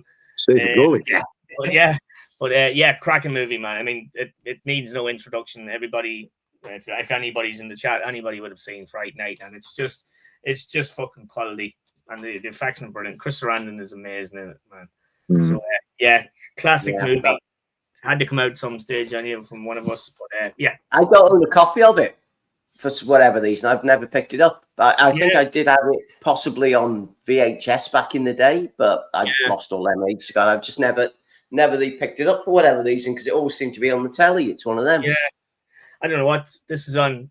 I don't know what Sony Music, but yeah, it's one of the bigger companies. I have all my Blu-rays and that in by company like Arrow and 88 Films and 101 Films or that. One of the big companies has a version of it out. I don't know if it's Arrow or not, but obviously don't have it. I only got this one. But yeah, I'll see if I can find it. It's a must-have. It's fucking one of the best, man. I'm looking forward to watching that again at Halloween, which will be soon. So happy days. Happy days, cracker. Let's see what we've got. That's my 10. That's my 10 now, but I've got like another 10 or 12 films. We can just show them near the end. But you keep going with your movies, man. You keep going with your movies. Yeah, well, I'm kind of running out, so I've got a couple more that I'll show here. That well, I might as well show this one, I suppose. An old DVD they've had for quite a while that nobody's mentioned. Interview with the Vampire. Good old Tom Cruise. See, this is when a slipcase is cool. That's the slipcase, and that's the fucking cover. Great stuff. We don't mind that, when the slipcase is just totally fucking different. But yeah, it's a great film. Obviously, Brad Pitt, Banderas, Christian Slater, Tom Cruise. It's a big Hollywood vampire movie. It's one of them that it's obviously fucking a big vampire movie. Starts off with your fucking Elizabethan times or whatever that is when the original one's set. But it's one of them that it's actually, it works well now. It's surprisingly good. You watch it again. I watched it a few years ago with the missus and we really enjoyed it. And it's like, fucking hell, that was actually good. You forget how good it actually is. It's done well. It's a period piece with a little bit of a vampire story in it. But yeah, I quite enjoyed it. And obviously it's based on the Anne Rice novel and that, the interview with him talking about his life and all that sort of thing. But yeah, the start, it's good shit. Quite enjoyed it. Yeah, that's a classic movie. Yeah. It's one I watched it for ages. Yeah. No, I liked it for a while before I watched it. A few years. There you go. Class stuff. Yeah, what you got, mate? Well, I'm going to show one now that's it's a classic in regards of the story. It's Count Dracula, but it's a Jess Franco version. And when I read it, they said it was the closest thing to the original, the book, as it was, as it was meant to be. And apparently Christopher Lee had said this was how he always wanted to portray Dracula. I haven't had this version very long, and we sat and watched it the other night, and it bored me to death. There was just something about it. I kept waiting for something to happen, and it just never did. And obviously, having watched Nosferatu, especially the remake, the new version, you realise just how much out of this is actually missing to make it worthwhile. It's not one I can't imagine I'll ever watch it again, to be honest. I was really, really disappointed with it. It was just, I don't know if reading it made me expect it to be better than it actually was, but myself and Pamela both said, yeah, it's boring me. We stuck with it to the end, but no. So it's a bit of a, it's a shame really, because I thought it was going to be a lot better than it is, but it's not for me, this life. Which is a shame, because I do like Jess Franco's movies. Something about this one just, nah. I'll stick to Bella or the Hammer House ones. I bought the 4K recently, Sean. That's the 88 Films released there. I bought the 88 4K of it. As you say, it is pretty flat. But I mean, I think I just bought it because it's Christopher Lee.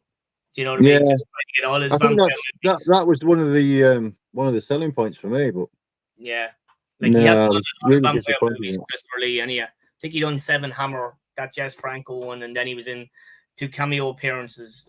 He wasn't even credited for them. So he didn't do a lot of fucking Dracula movies to collect, if you want to collect them. So that was necessary to get. But as you say, it's be a struggle to go back to that again, to watch it, to find I don't think I'd ever sit and watch it again. Yeah, it's a tough one. It's a tough one. But oh, am I back on? Okay. Now I was going to include this in my original 10, whatever we did there. Absolutely amazing John Carpenter movie. James Woods, fucking killer in this movie. James Woods at his manic best. So this is a double one, but John Carpenter's Vampires. Great movie. Yeah, just good. It's fucking killer. It's another movie that just keeps going the whole time, like, you know what I mean? But yeah, Ghost of Mars isn't the best, but it's not bad. But yeah, James Woods, absolutely fucking killer in this, man. I just love him in this. It's such a great story. It's just a usual story. It's fucking a team of vampire hunters losing half of their team, recruiting a new team, recruiting a new priest, blah blah blah, going searching for Valak or whatever the fuck his name was, and yeah, it's just filmed really brilliantly. John Carpenter is the man. He doesn't do bad films anyway, but yeah. What's the Baldwin guys in this? Is Alec Baldwin? No, that's the guy that just shoots people. He doesn't kill vampires. Baldwin guy. Is it Alan Baldwin? I'm not going to stop until I see this now. Sorry. Help me out. Which Baldwin's in this? Daniel Baldwin. Many of them fuckers and stuff. But anyway. Millions of them. Could easily have been in that 10 bundle for me. I love rewatching this movie.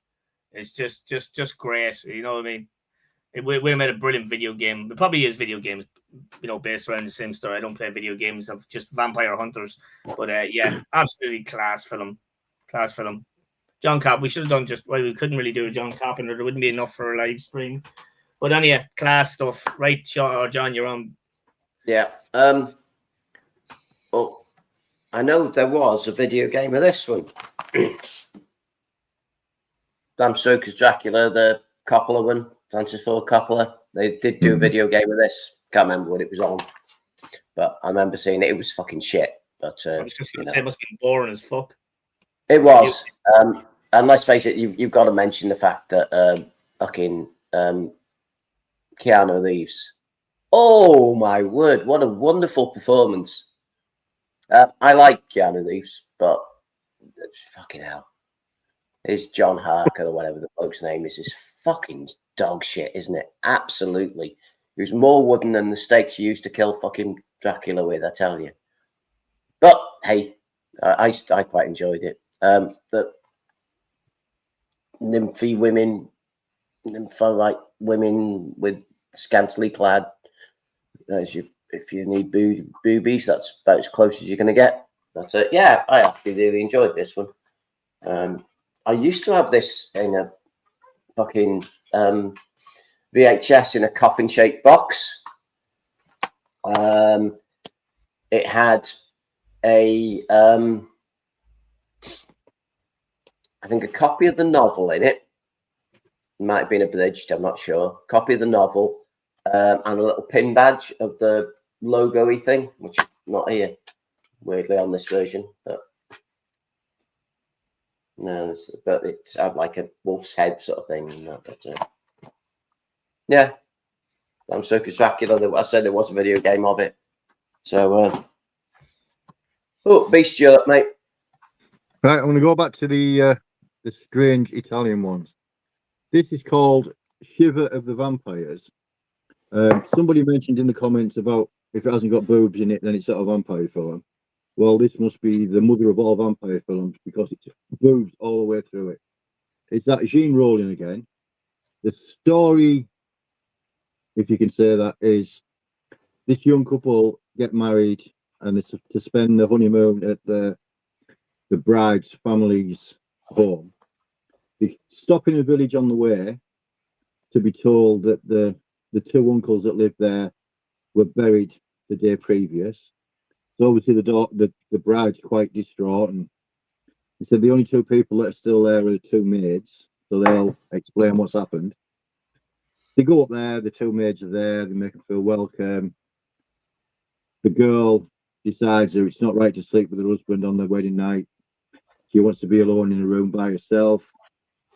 There's a massive big grandfather clock in this room, and as she's drifting off and starts hallucinating, the grandfather clock door opens, and a naked woman comes out and sort of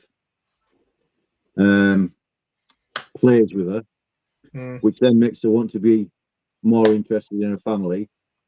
The following evening, the two uncles that were buried the day before appear, and it's very, very, it's shot in a Gothic style, but everything's light and breezy and quite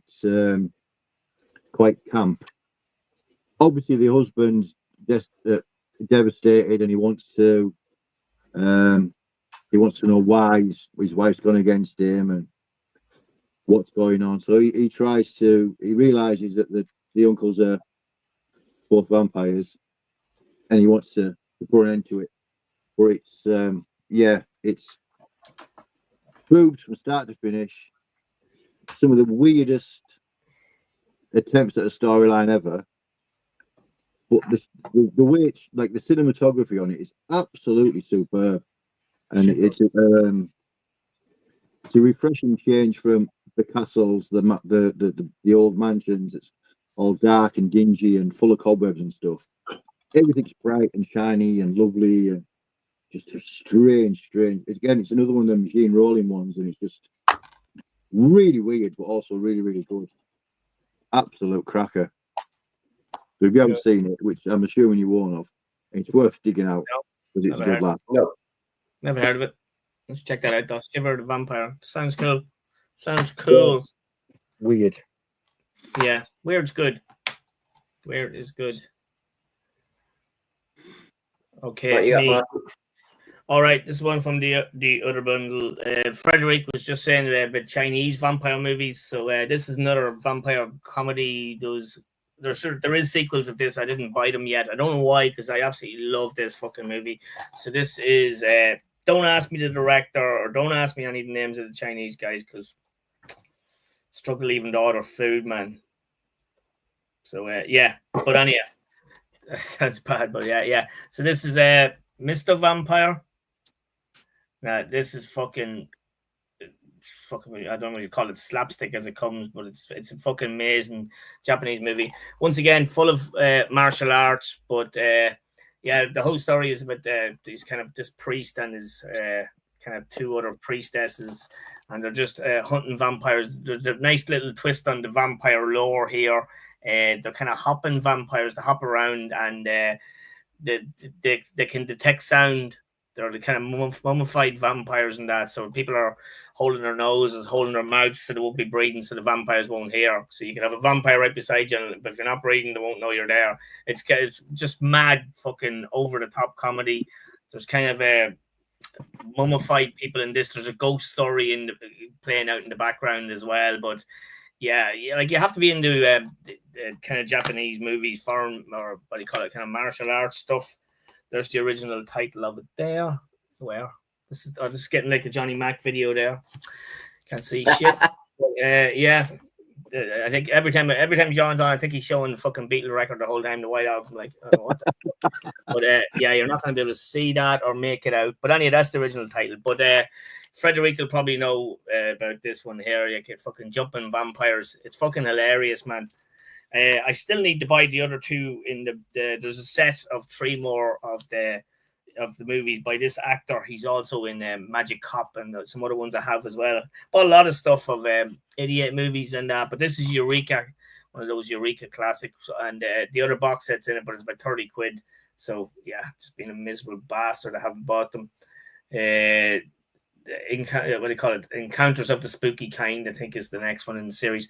But yeah, but if you like a fun kind of fucking subtitled Chinese movie, I'm going to call them Chinese, and check that out, man. It's hilarious. The whole differences in the vampire lore is brilliant in it, and some of the fight scenes are great, and you've got these fucking bouncing around vampires. It's just comedy best. So yeah, Mr. Vampire. There you go, something different again.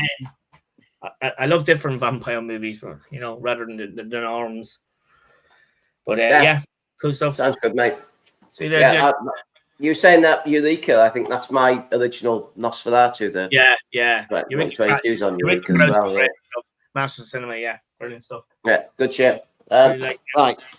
I'm kind of running out of stuff to show, so I thought I'd show this because we all love it. This is a DVD box set of the Best of Hammer collection, which includes Dracula, Prince of Darkness, Christopher Lee, obviously. So, as you say, he's not done many, but that's the blurb about it. Yeah, couple goes to fucking Carpathian forests and Lake Down or whatever. Sounds like fucking Knock Out the Picture Show. And so suddenly the familiar turns up and takes him to the fucking the castle and that, and they find the Draculas and whatever else. It's a Hammer Dracula movie. I think this was the second one that had Christopher Lee in it. 1965. Yeah, returns to his most famous role since the original Dracula in 1958. So yeah, there's the original there, John. 1958 one. That's the first one there. Hope the Beast wasn't going to pull that out. No. There you go. So yeah, we love a bit of Hammer, don't we, boys? That's absolutely. We're getting hammered. But yeah, class movie down there as well. Although Christopher Lee is about 2 lines in most of the movies. Yeah, well, it's one of them, innit? They just put his name in there because they know it sells. So yeah, right, Beast. Is what it is. Me again. Yeah. Last one of these strange French-Italian conglomerate things. Right. Flips of Did you blood. get a job, what, mate? I got a shit ton of them, yeah. Yeah, I'll do like £4 or £5 each, something like that. There's loads of all, like, right the way back from like arse end of the 50s up to the 2000s. Right. Was that from HMV or somewhere? Pardon? Was that from HMV? Yeah.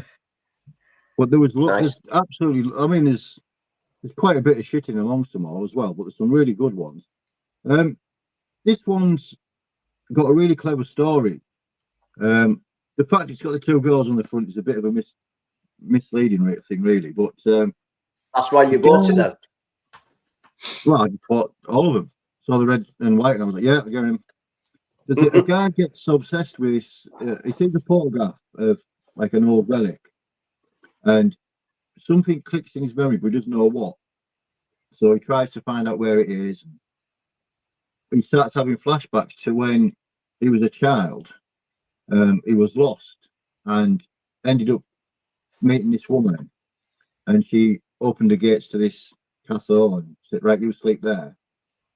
And he was obsessed with her. Jump forward to when he's the adult, and he sees this photograph of this castle. He's at it's like a perfume launch type thing, like a, you know, all the top bods are there, and it starts bringing him memories back of this night he spent as a child. Then he starts seeing this woman at different parts of, it's set in Paris. Starts seeing this woman in different areas, but she's the same age as she was when he first saw her. So he tries tracking her down and stuff like that. Unbeknownst, he enters a part of the crypt in this castle and manages to free the original vampires. And they cause mayhem all around Paris. The best thing about it is it's not a standard vampire movie in respect to like Count Dracula or anything like that. It's quite a clever take on the vampire story and the like mythology of a vampire and what they are, but with a modern, well, saying modern, it was done in the 70s, with a modern twist on it. And even though it's in French dubbed into English, you don't really lose any of the story like you do with some films. But it's definitely one of those it's worth watching. I say it's another one of those Shane Rowling ones, or Jean Rowling, how he's pronounced his name. Yeah. Really, really good movie, really clever. And again, the cinematography, I would imagine that these weren't very, you know, they didn't spend a lot of money on them back in the day. So suppose it proves how good he was as a director. But yeah, it's really, really is worth watching if you can get a copy of it anywhere. Yeah, cool. I like how weird shit like that. Yeah. Excellent. Have you got any more, Marty? Yeah, I've got a few here, John, but yeah, I'll show this one now and talk about it. But yeah, had to show this one. I remember showing this in one of my YouTube videos fucking donkeys years ago, and it was what do you call it? Jason Blackletter has commented on it, but yeah. So David Niven as Count Dracula. So this is Vampira. Yeah. So let's just say it wouldn't go down too well, this one, out of most of the videos of our films I've shown so far. So David Niven is fucking Count Dracula, set in modern times. I don't know what year it's coming out. This must come out in the, I'd say it's the 70s movie. It has to be 70s, 74. I just have to see it in the back there. So yeah, so he's trying to resurrect the Countess Dracula, his board, like from years ago, like. So usual stuff, gathering blood, blah blah blah. But it's controversial because at the end of the movie, I'm gonna ruin the movie. No one's gonna fucking buy this to watch it anyhow. But yeah, David Niven gets bitten by a black vampire lady. So and then in the kind of closing scenes of the movie, he's walking around and he turns around and he's blackface because the black lady bit him. It's fucking. It's just Google or YouTube the fucking last scene of it and watch it. So David Niven's in a kind of an airport or something, or he's walking a shopping center or an airport or something, and he just turns around, man, and it's just blackface David Niven. It's fucking so bad. But yeah, it's one of those kind of fucking gentlemanly kind of fucking. That's his kind of character in. You know, he's really suave and all that sort of shit. Like, you know, it's piss shit, but it's worth it just for the fucking final scene. Because I remember seeing it for the first time. I was like watching it and going, "Oh, thank fuck, this is over. This is shit." Like, and all of a sudden, the blackface is just like jaw dropped, man. I believe they done it, and then I realized, hey, it's 1974. You could get away with fucking anything racial in movies back then. So, but yeah, it's worth watching just for that fucking say. Oh, just watch it on YouTube. You won't have to buy the piece of shit, then you. But yeah, Vampira, whatever the fuck her name is, funny as fuck. It's hilarious, man. Can you? Cool. Right. I'm not that show. So I thought I might as well show this. Night Watch and Day Watch. Yeah. I've got to admit, I never watched Day Watch. I don't know why. Night Watch I thought was really good. Another modern one where they sort of like this light and dark. The dark, there's the vampires and various other. They call them the others. So there's an army of light against an army of dark, and there's a truce between them and all that sort of bollocks. And so the chosen one suddenly fucking appears and it has to choose. The whole idea is when the others appear, they have to choose themselves between light and dark, and the one that's fucking the chosen one, if it chooses dark, then humanity's dead, and the other way down, sort of thing. So it was like a vampire version of the Matrix sort of thing when it came out. It had loads of fucking special effects and all that sort of thing, and CGI when CGI wasn't really a thing. It's a Russian movie. I can't remember if it was dubbed or subtitles, if I'm honest. But it's sort of the other, the dark others among them were vampires, witches, and shapeshifters. The usual sort of thing. But there's vampires in it, and it's at the time when it came out. Again, another one I picked off the dodgy bloke that was selling DVDs. So falling off. I caught it with me playing with this. But yeah, it's a decent movie. It doesn't hold up as well these days, but it was back then. I quite enjoyed it. And then again, it was a time where there wasn't that many vampire movies out, and it just seemed different because it was a modern take. It was like a sort of it reminded me a little bit of Blade, but not half as good. But that'll probably do us. Fucking hell, there's only 2 people watching us, boys. Are we gonna wrap it up in a minute, or? Yeah. I've only got one more to show to be. Yeah. All right, mate. I'll put you on, then we'll say to that to everyone. So has to be the Queen herself, Countess Dracula. Yes. Never seen it. Really? No, haven't seen it. Wow, you need to definitely get this. Oh, I know. Yeah, it's for me. It's one of the ones I saw on telly back in the day, but I've not had and never owned a copy of it. For me, this is the epitome of it's Ingrid Pitt being Ingrid Pitt. There's no other female vampire ever going to be able to touch what Countess Dracula is. Oh, Countess Elizabeth, she actually is in this, but yeah, it's from the moment she realizes that a young woman's blood can make her skin better, and then she coerces her a gentleman friend to abduct a load of young girls for her to bathe in their blood. It's just absolutely, it's one of them films. When I first saw it, I was like, yeah, I think that could be quite easily be my favourite vampire film of all time. Yeah. And it probably still is, to be honest. Absolutely great film.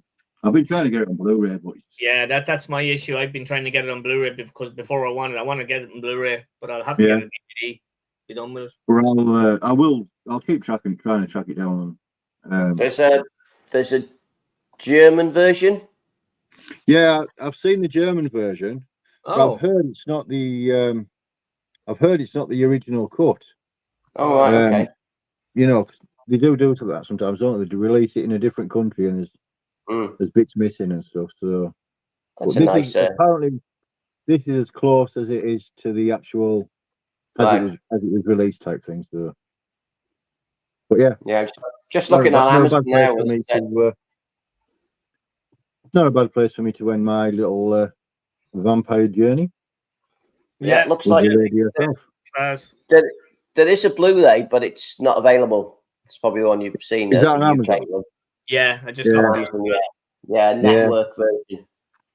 Yeah, the British film. But this DVD version is actually the network version, so I'm guessing it's probably the same cut then. Right.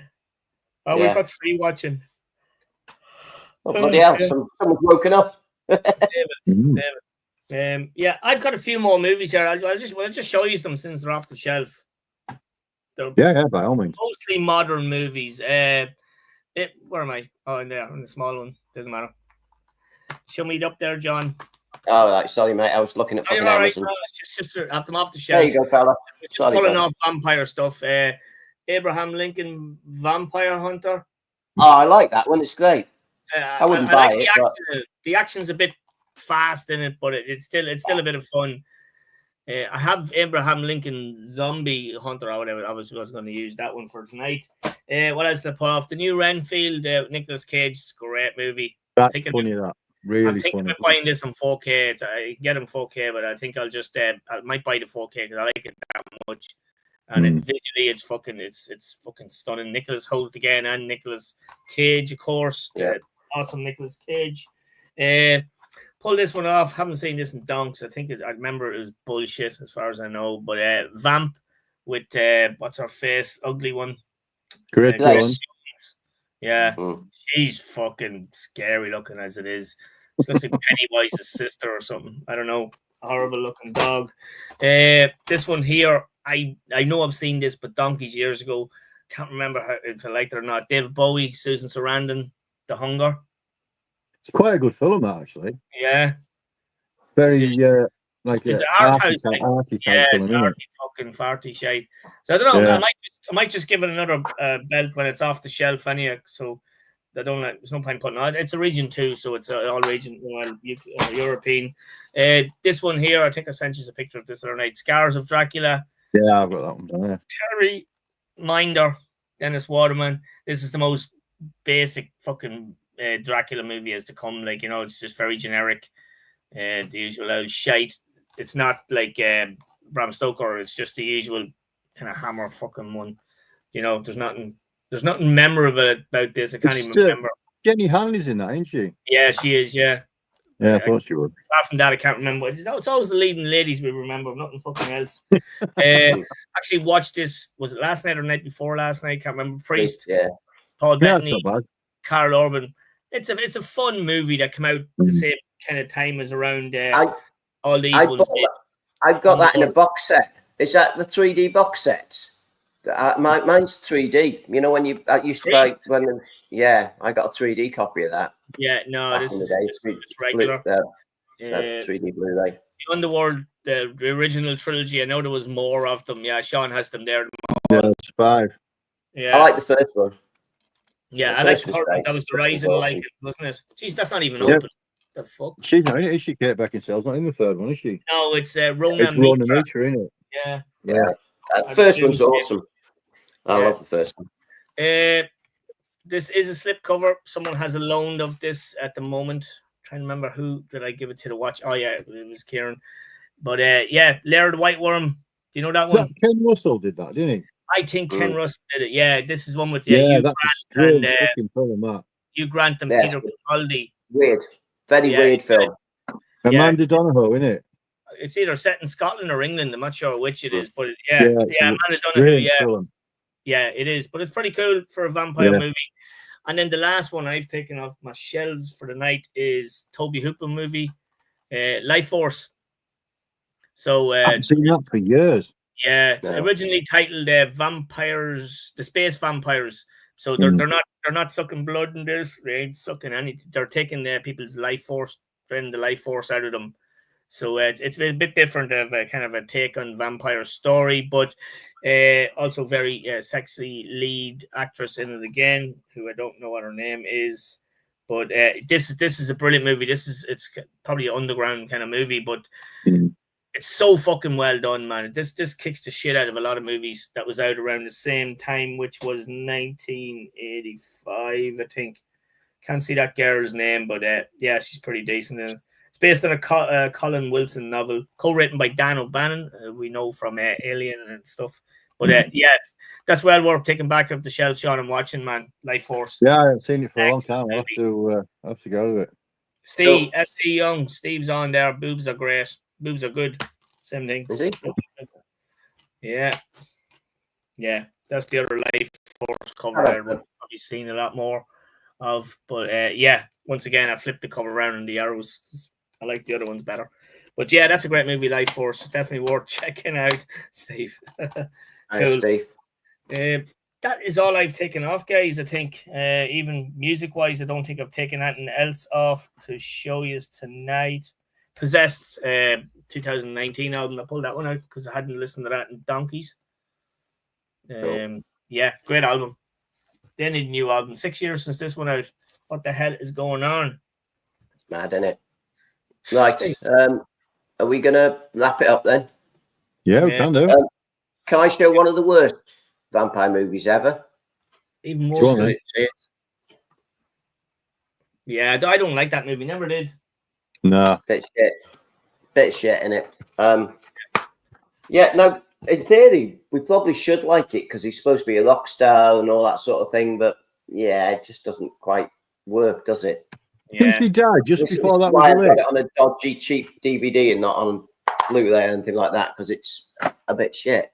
Yeah. She died, didn't she, just before that got released? Yeah. Yeah,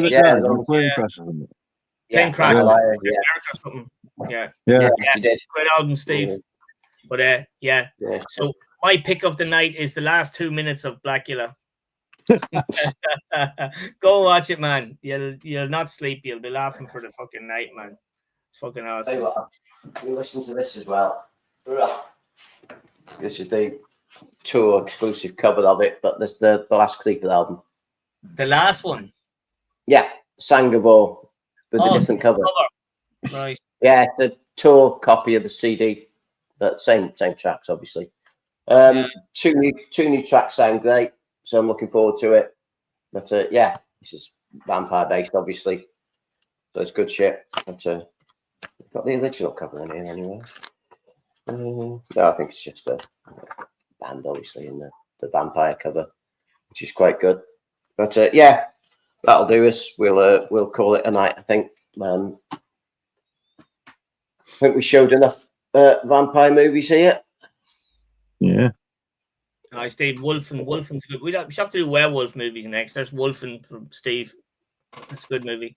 Yeah, you can do, unless we just do classic horror movies or something. We'll work something out, or just horror movies. Pardon me. It's something that we can show at least 10 of. So I'm not sure. I don't think I've got 10. I don't think I've got 10 werewolf movies. No, I don't think I have. And I think we'll all just show fucking dog show soldiers and shit like that, won't we? So yeah, Silver Bullet, stuff like that. Yeah. I think 10 horror movies is doable.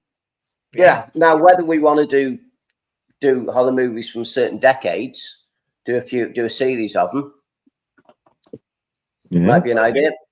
Favorite horror movies from the 70s, favorite horror movies from the 80s. Yeah. Or we can do a favorite slasher movie, something like that. I don't know. Yeah. Maybe 10 underground kind of horror movies. You know what I mean? Not fucking usual suspects like zombie strippers. Yeah. You know, and I think the zombie movies, there's just too many of them, possibly. I don't know. We'll have a think about it anyway. I think even if we were going to do zombie ones, we'd all end up showing Dawn of the Dead and Return of the Living Dead and all the classics. Yeah, we're having the same issue with the Pillow Talkers video. You know what I mean? Trying to figure out what fucking to show and what to talk about. Like, you know, it's tough. Like, so does anybody in the chat doesn't know the Marty and the Pillow Talkers channel? Go and subscribe to it, please. Thanks. We did a review of Weapons. Anybody go see Weapons? Plug. Did you go to see Weapons? Get your plug in, mate. Yeah, Marty and the Pillow Talkers. Go and subscribe. Do you want to put it in the comments, Marty? I actually tried. It won't let me fucking write anything. It says it won't let you. I don't know whatever the fucking's wrong with it. But yeah. But anyway, we went to Weapons the other night. Did anybody go to see Weapons yet? No. I hate when the hype movie's up to the last. That's all I'll say. We did a review. You don't like it, did you? You didn't like it, did you, mate? I didn't dislike it, but I was expecting a lot more about it. It was fucking comedy, like, and I love comedy, but it wasn't what I was expecting. Do you know what I mean? So, and I hope there's Marty and the Pillow Talkers. Thanks very much, Sean. Go subscribe, everybody. But I'm hoping that I heard Together looks great. James Franco and what do you call her? Not Brie Larson. Is it Brie Larson? No, that sounds stupid. It doesn't even sound right. Whatever. But that looks great. And then I heard, wasn't she Miss Marvel or whatever it's called? No, that's it's not her then. It's your woman. Not her. The girl that was in that wrestling TV series on Netflix. What was that called? Alison Brie. Sorry, that's her. Yeah. But I heard some reviews from a few people that in my movie group and that today that it was shit. But do you know? Fuck it. Do you know? Stick to the old stuff, I think. You know, suppose we could do, you know, if you want, we could do shit like top 10 fucking superhero movies, something like that, or comedy movies, or something. I don't know. We'll have a think of something. Yeah. You know, I know we can do a lot of horror movies and that, but if anybody in the comment has got any suggestions that isn't porn related, yeah. Pie Fist, don't comment. Do a horror quiz. I think he's gone, hasn't he? I think he's bagging off. So yeah, we'll have a chat in the coming weeks, and we'll do one maybe next month if you fancy it. Yeah. Oh yeah. I don't mind. I love doing shit like this. So. Yeah, we'll do something. We'll have a think of something different, and I don't want to try and do the same stuff that you've done with your Pillow Talkers, because you guys know what you're talking about, and me and Beast don't. So no. So, you know. I haven't watched our videos, obviously. I'll just show stuff that gets us cancelled, so that'll do. Well, we know, yeah. I haven't got lots, so mine's just the same stuff that everybody knows about anyway, all the popular ones. So it's top 10 tits. There you go. Yeah. Top 10 movies with Bush in it or something like that. I don't know. I'm sure we can find something. Yeah. Like, I'll put myself big again, who are misses, because I'm not the tallest, so I like to be the largest one. Napoleon complex. Thanks, Steve. Yeah. Cheers, mate. Yeah, so thanks for watching. I think we had about sort of 12, 15 people on at one time, which is cool. And, you know, I said, hopefully a few people watch it afterwards. Yeah. And we'll do another one soon. So thanks for watching, everyone, and we'll see you soon. Cheers. Later. Bye. Take it easy.